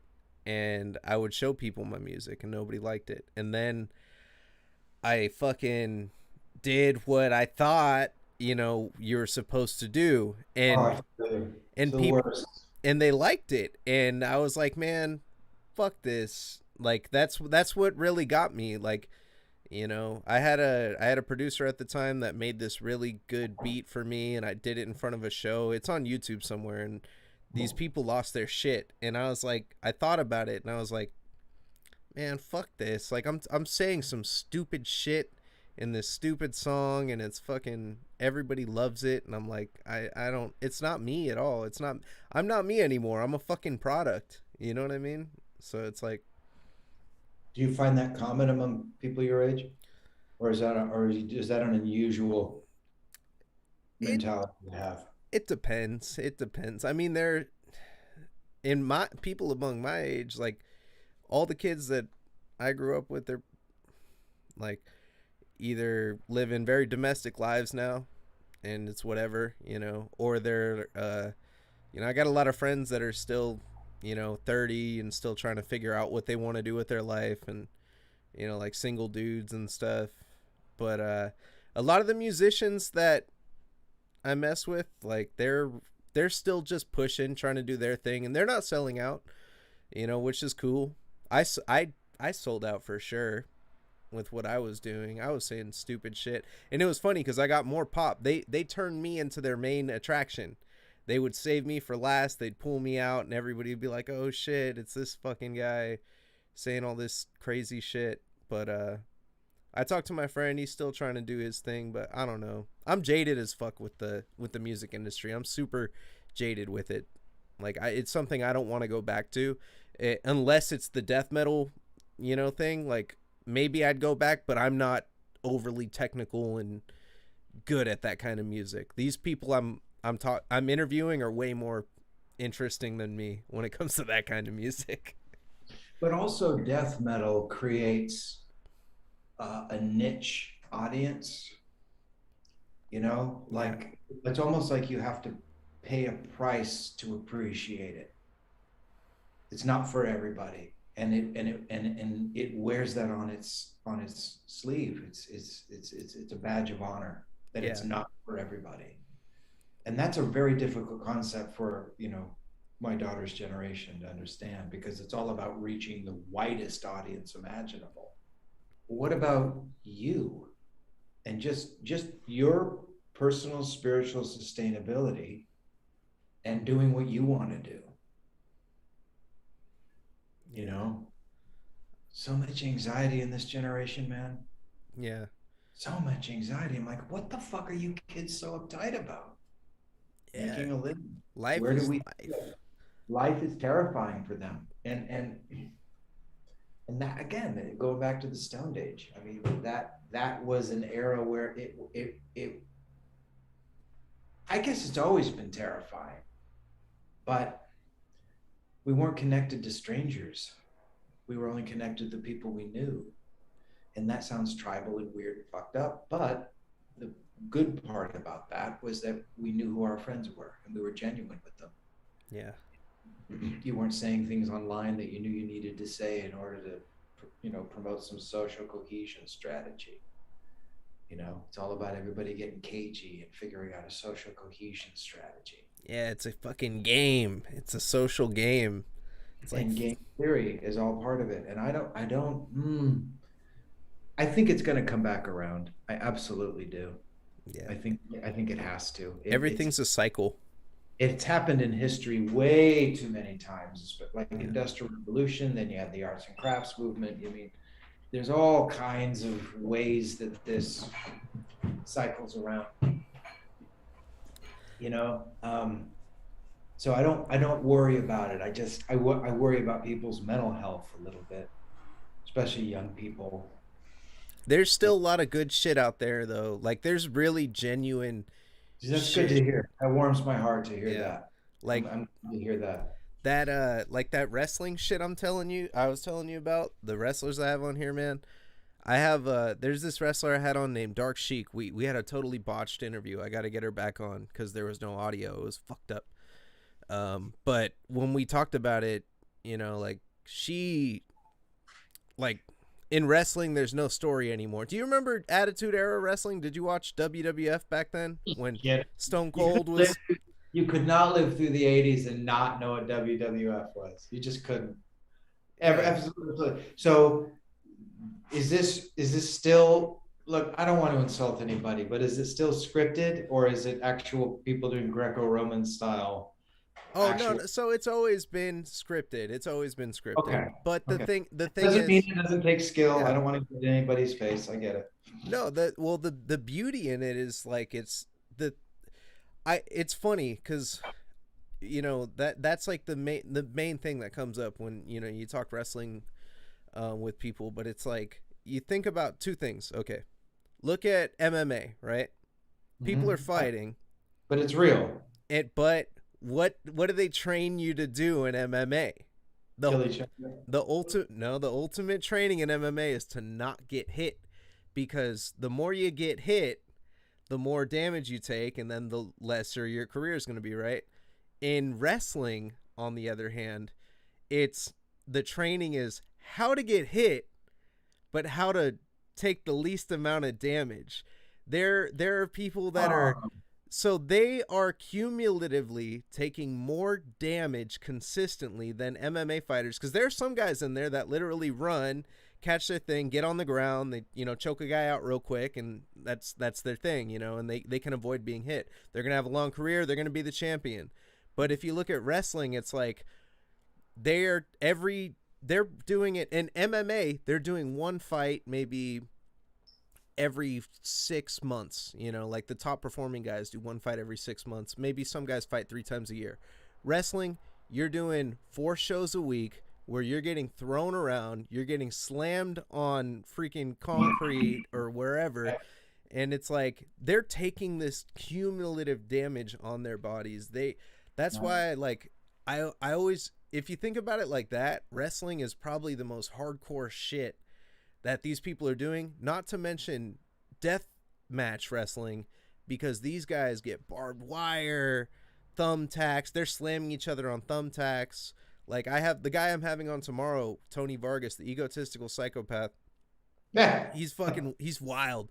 I saw him at a match in San Jose, and he put a sheet of glass over this guy's head that he was wrestling.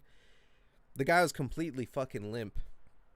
The fucking the air was taken out of the room. He hit the guy over the glass with a fucking steel chair.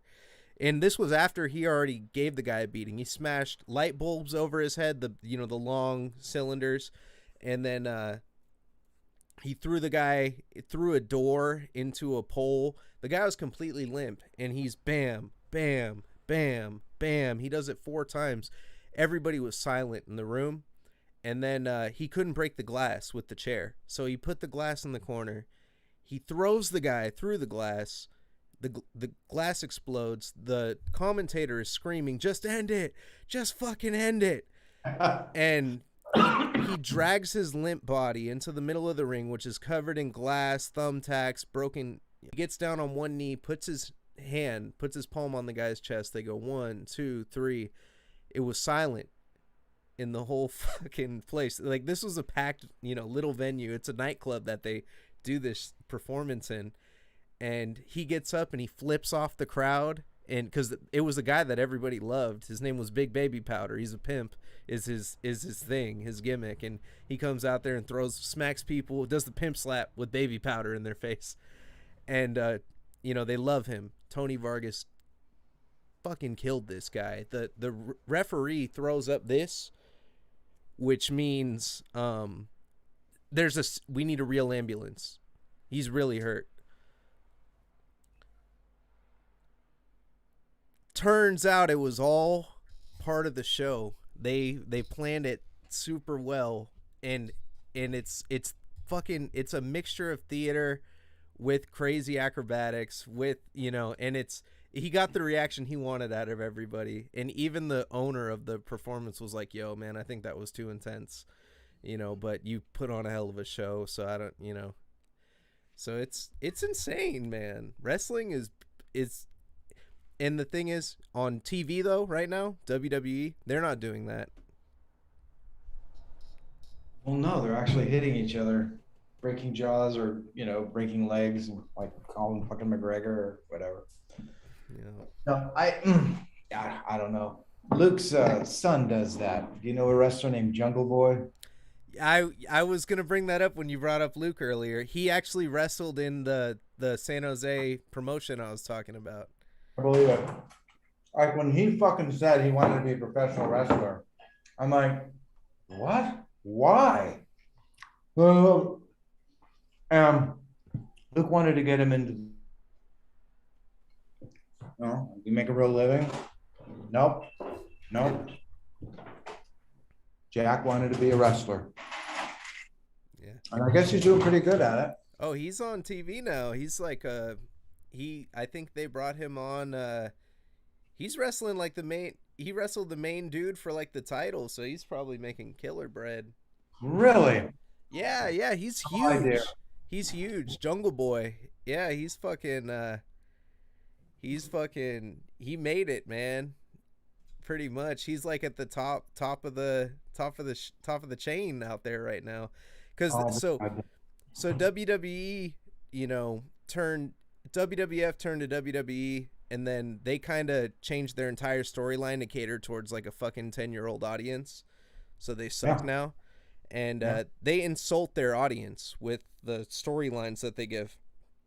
But these underground, promotions that I go to, they have good storylines where it's almost like these people do theater, man. It's fucking good. Like you go every week to find out what's going to happen, next week, and then you get some intense shit happening.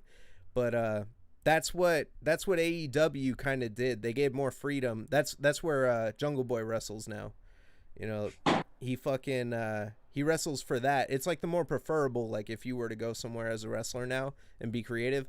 But the thing is, it's like, or you could sign with WWE, sell out, and do a fucking story for little kids and make, thousands every week too, which is another thing they do. But yeah, man, it's a weird scene. It's a weird scene out here, but it's killer. They had this thing in Oakland called Hood Slam, which is absolutely insane. They fucking have like it was started by this wrestler I had on here called Dark Sheik, and she's fucking insane with her promotion.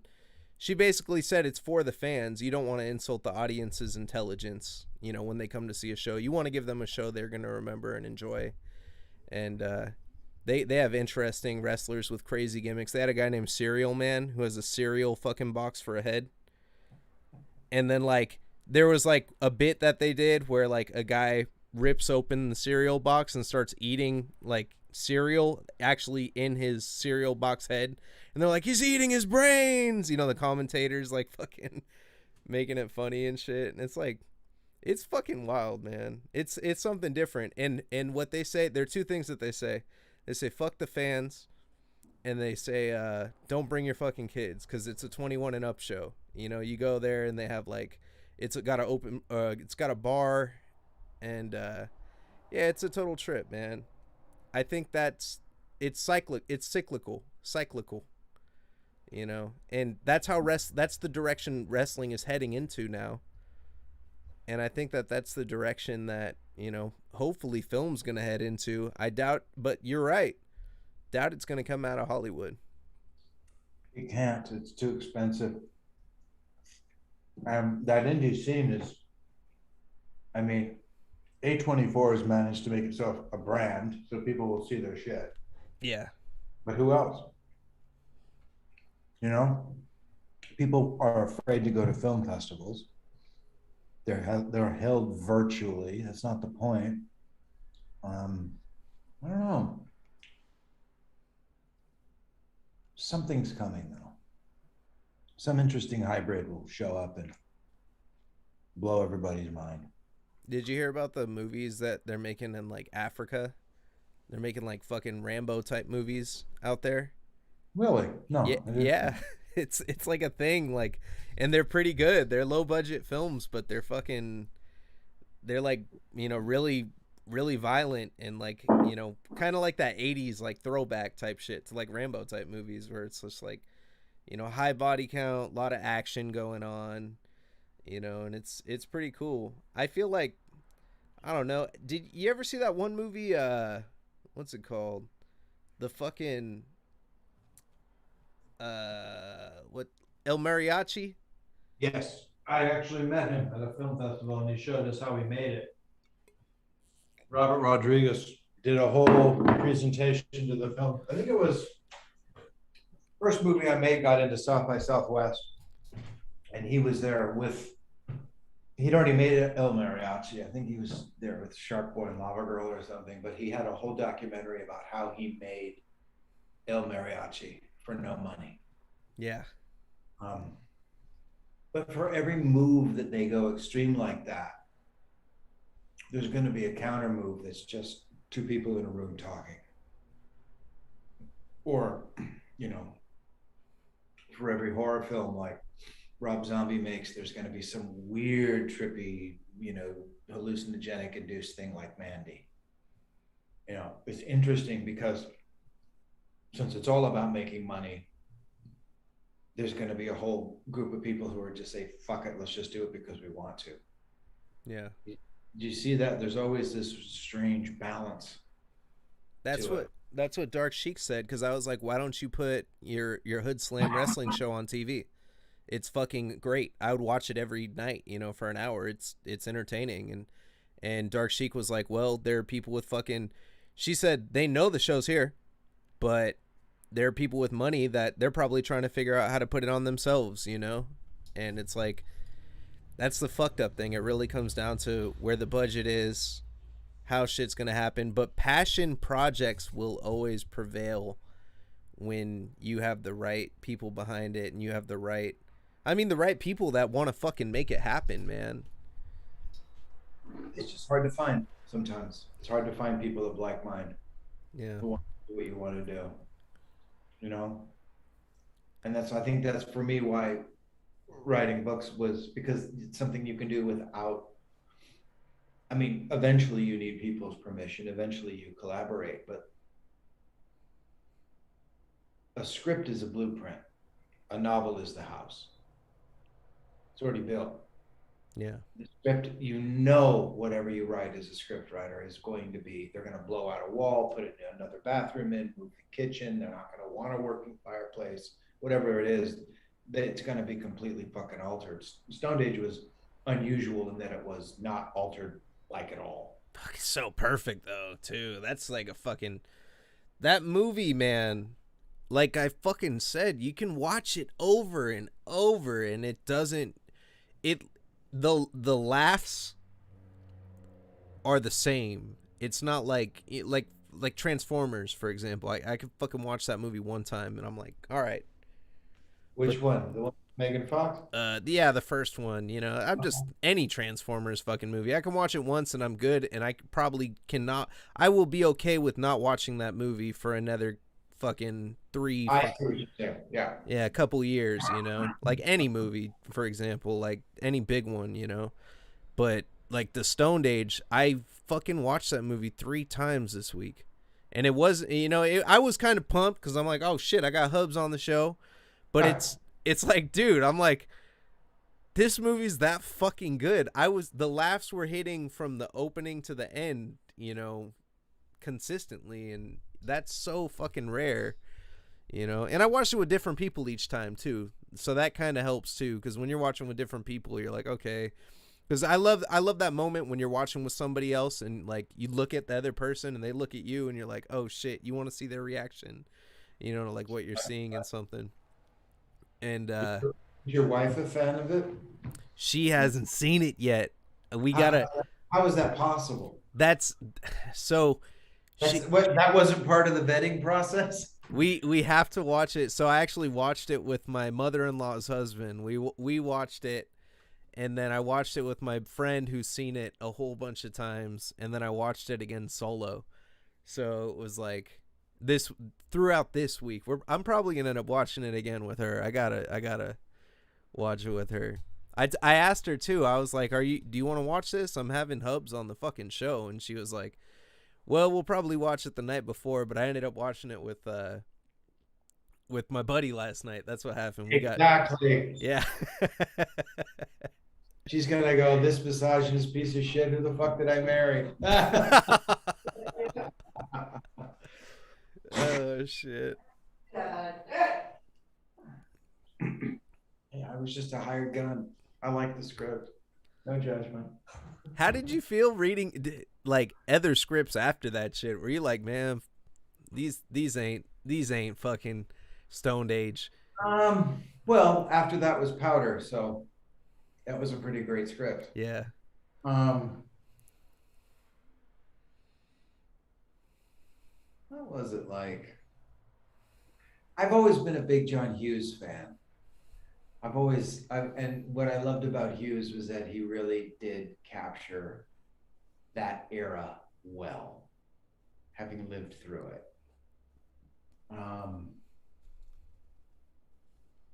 And I mean, I mean, Joe and Hubs are what, like 19, 18 years old? They're like, I doubt Hubs goes to high school. I think he's probably dropped out already. Well, he knows about the strip club, so he's probably. But he's probably too young to get into it. Yeah. Desiree Gibson, man. Yeah. So,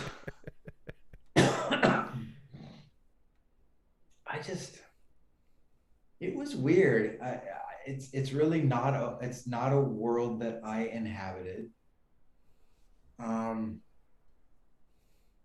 mean, the band that they wanted was fucking Led Zeppelin, but that's so cliche. BOC is such a fucking weird, obscure band for those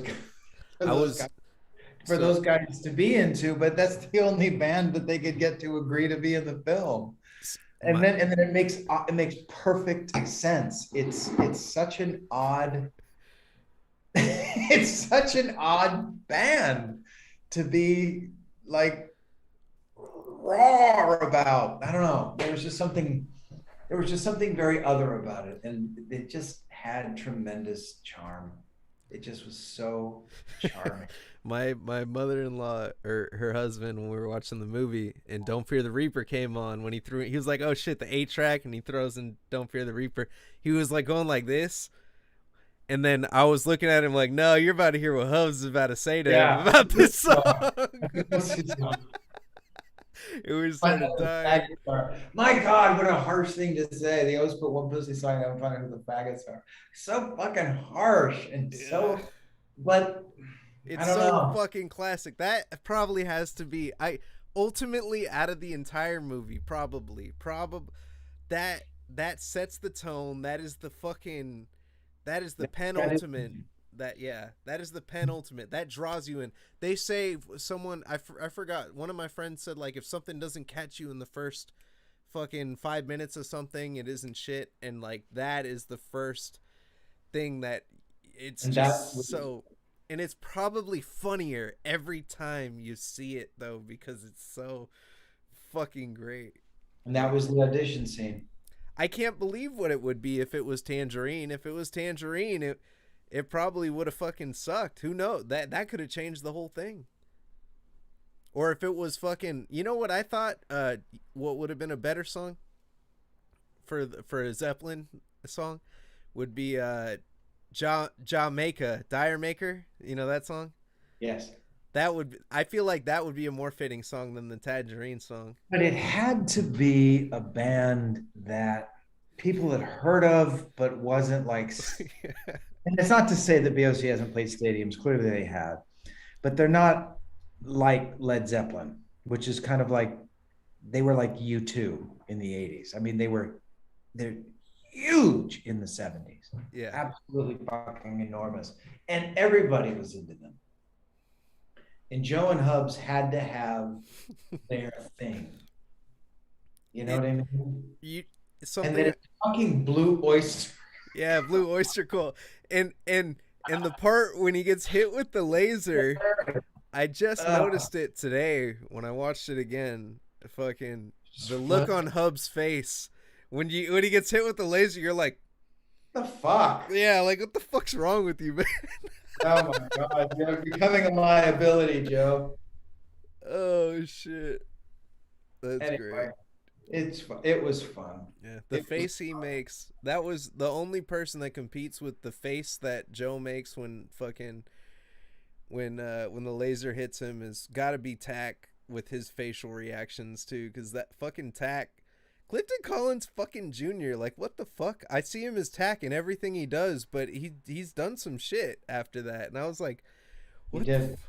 you know, I seen him in what was it? That Robert Redford flick. I remember seeing that one like hella years ago. I think it was like 2012 I saw that one. What's the one where Robert Redford goes to prison?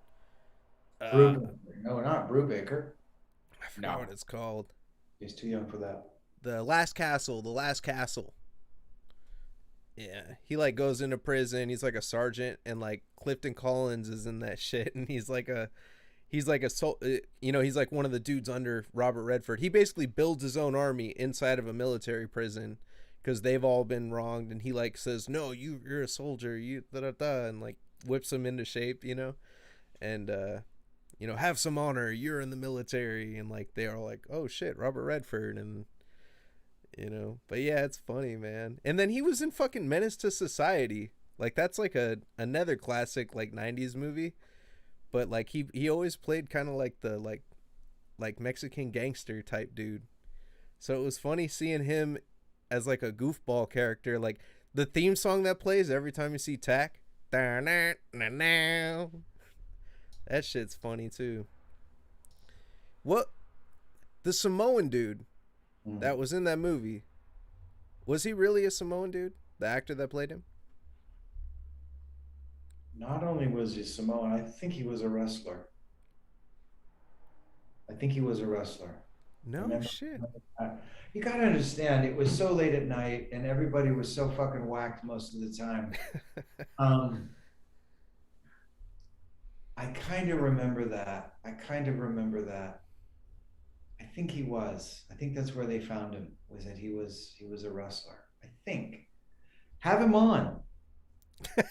I Have can't him find that guy, on. man. Kill I two got. birds, man. Kill two birds. You can talk about wrestling and the movie. Oh my god, I gotta have you on at the same time. But I Shit. remember asking Rich Wilkes why the Samoan dude, because so much of that is actually from Rich's and Jim's life, Yeah, shit that they actually said and shit that they actually did, and you know. Samoan dude that tangled with Crump's brother. And there was this, and that's what he said. He said, "Oh no, man! When I was in high school, there was this guy, and he did this Samoan dude." Because Samoans, I guess, traditionally, It's like Pacific a Island, big tough guy. Dude, I'm from the and Bay people are Area. You large. know, we got Yeah, a lot of Tongan friends and Samoan, you know, friends I went to high school with, and yeah. they're always the big dudes. You They're know. pretty, yeah. Yeah, And so all you had to say was, well, angry Samoans. I mean, right there. I mean, that they named a too. band, right? So I don't know. I don't know. It was weird, and they were always directing from the back of a fucking truck. It was strange. I mean, a lot of the time it just felt like it was just me and Mike in some weird fucking dark bubble, Yeah, with too many cigarettes that's and crazy. Did you and keep the shitty. habit after that movie? No, no. I mean, casually, but no, Yeah. no. You ever Uh, get like real shitty and be like, "Fuck, let me get one." oh, sure. Once in a while. Yeah. I'm in the same boat. I'm an intermittent. I'm out at the bar. When I'm in Vegas, I go to Vegas. I'm gonna be there next week. I fucking I smoke in Vegas pretty much, and then other than that, Sure. it has to be you know, something. I gotta be really shitty, and someone has to have one. I'm like, hey, let me get one of those. But that was your gateway, huh? The Stoned Age. It was required. They said, because these guys would smoke, and it's not like they're going to give me fucking, Gypsy Rose or the herbal cigarettes that they do on Hollywood sets. Yeah. It's like they would buy a pack of Marlboro Reds and say, smoke these. It's like, those are the shittiest fucking cigarettes ever. They're so strong. Hey, they're the It's not, manliest cigarettes ever. It they're not, fits they're not in. great. They're not great for a beginning smoker. Oh yeah. Not, it couldn't be like a light or a Virginia Slim. It had to be like the fucking red. And I was just blasted, just fucking blasted. And I remember Wiseman just laughing. because I think Wiseman was smoking at the time. I don't think he is anymore. Also, the kid who played Crump, Dan Collins, Yeah.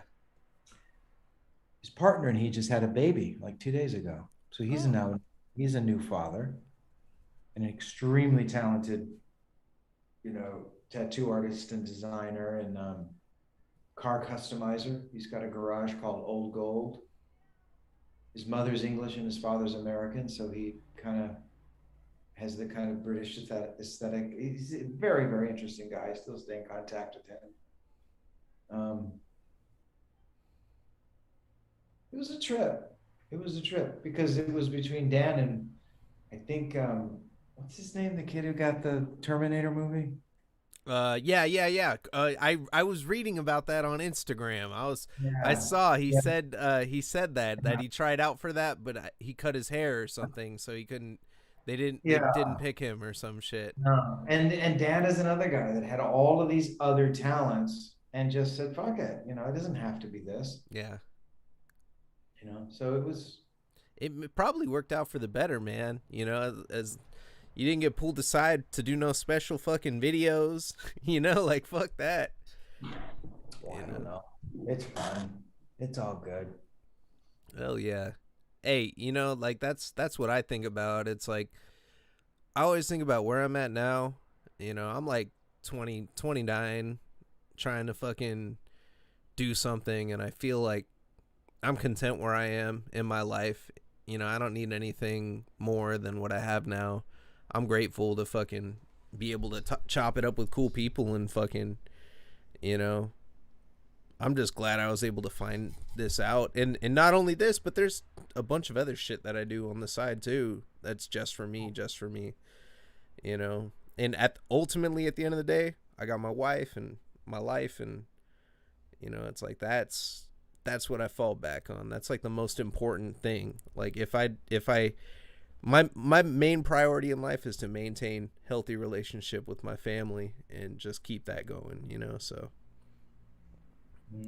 that's like Good. and then have some things that I can take my mind off of shit with and fuck around with, but Mm-hmm. but fuck, dude, some dude some chick in that entire movie, they refer to everybody as like some dude or some chick. Mm-hmm. That was big in Rich's world. Yeah. That's how they used to refer to people. He's who you got to get on. I mean, if you really want to understand that fucking movie, I just told fucking A. It's all Yeah. any actor does. You just do what you're told. It's the writer. Yeah. It's the guys who wrote it, and Jim and Rich. They are the Stone Age. I just was lucky enough to show up and be associated with it. It's really their thing. I think. Man. Fuck. Well, shit. I guess we're running. It was a pleasure having you on the show, my brother. Yes, thank you for having me on. Thank you for coming here, man. We appreciate me and Night Shift merch. That's the two people here, and I embody Night Shift merch, I guess, because I have the sponsorship. But thank you so much for coming on the show. Very well. Absolute pleasure. Fucking I'm gonna double check and see if anybody had any questions real quick. I've been an asshole and I haven't been reading them. Okay, this guy said, all right, so the comment said it's a pussy song. He said, I show this movie to every woman I've been with. He said, it's a classic movie. I love that movie. Buffalo Chicks. What the fuck are girls? And then, some guy said, how did you pick up your crazy sculpting skills? Practice. Just did it since I was a kid. Just practice. Took anatomy classes. Just fucking around. No formal training. That's it. But do you notice how that one dude says, I show it to every girl? Like there's multiple girls, like probably one because after they see this fucking movie, they're like, I'm gonna stick with this motherfucker. I'm kidding. Yeah, I know. Yeah, he just keeps getting the new one and showing it. Yeah. You find the girl who likes that movie, you've got a very unusual partner. Yeah. And this guy said, every time I see Tack in some random ass movie, I laugh and say, Tack, you khaki. Yeah. Tack, you cack. Oh, you cack. Oh, fuck. Well, all right. It's a wrap. We're ending the show. Thank you for tuning in, Excellent. everybody. Bam.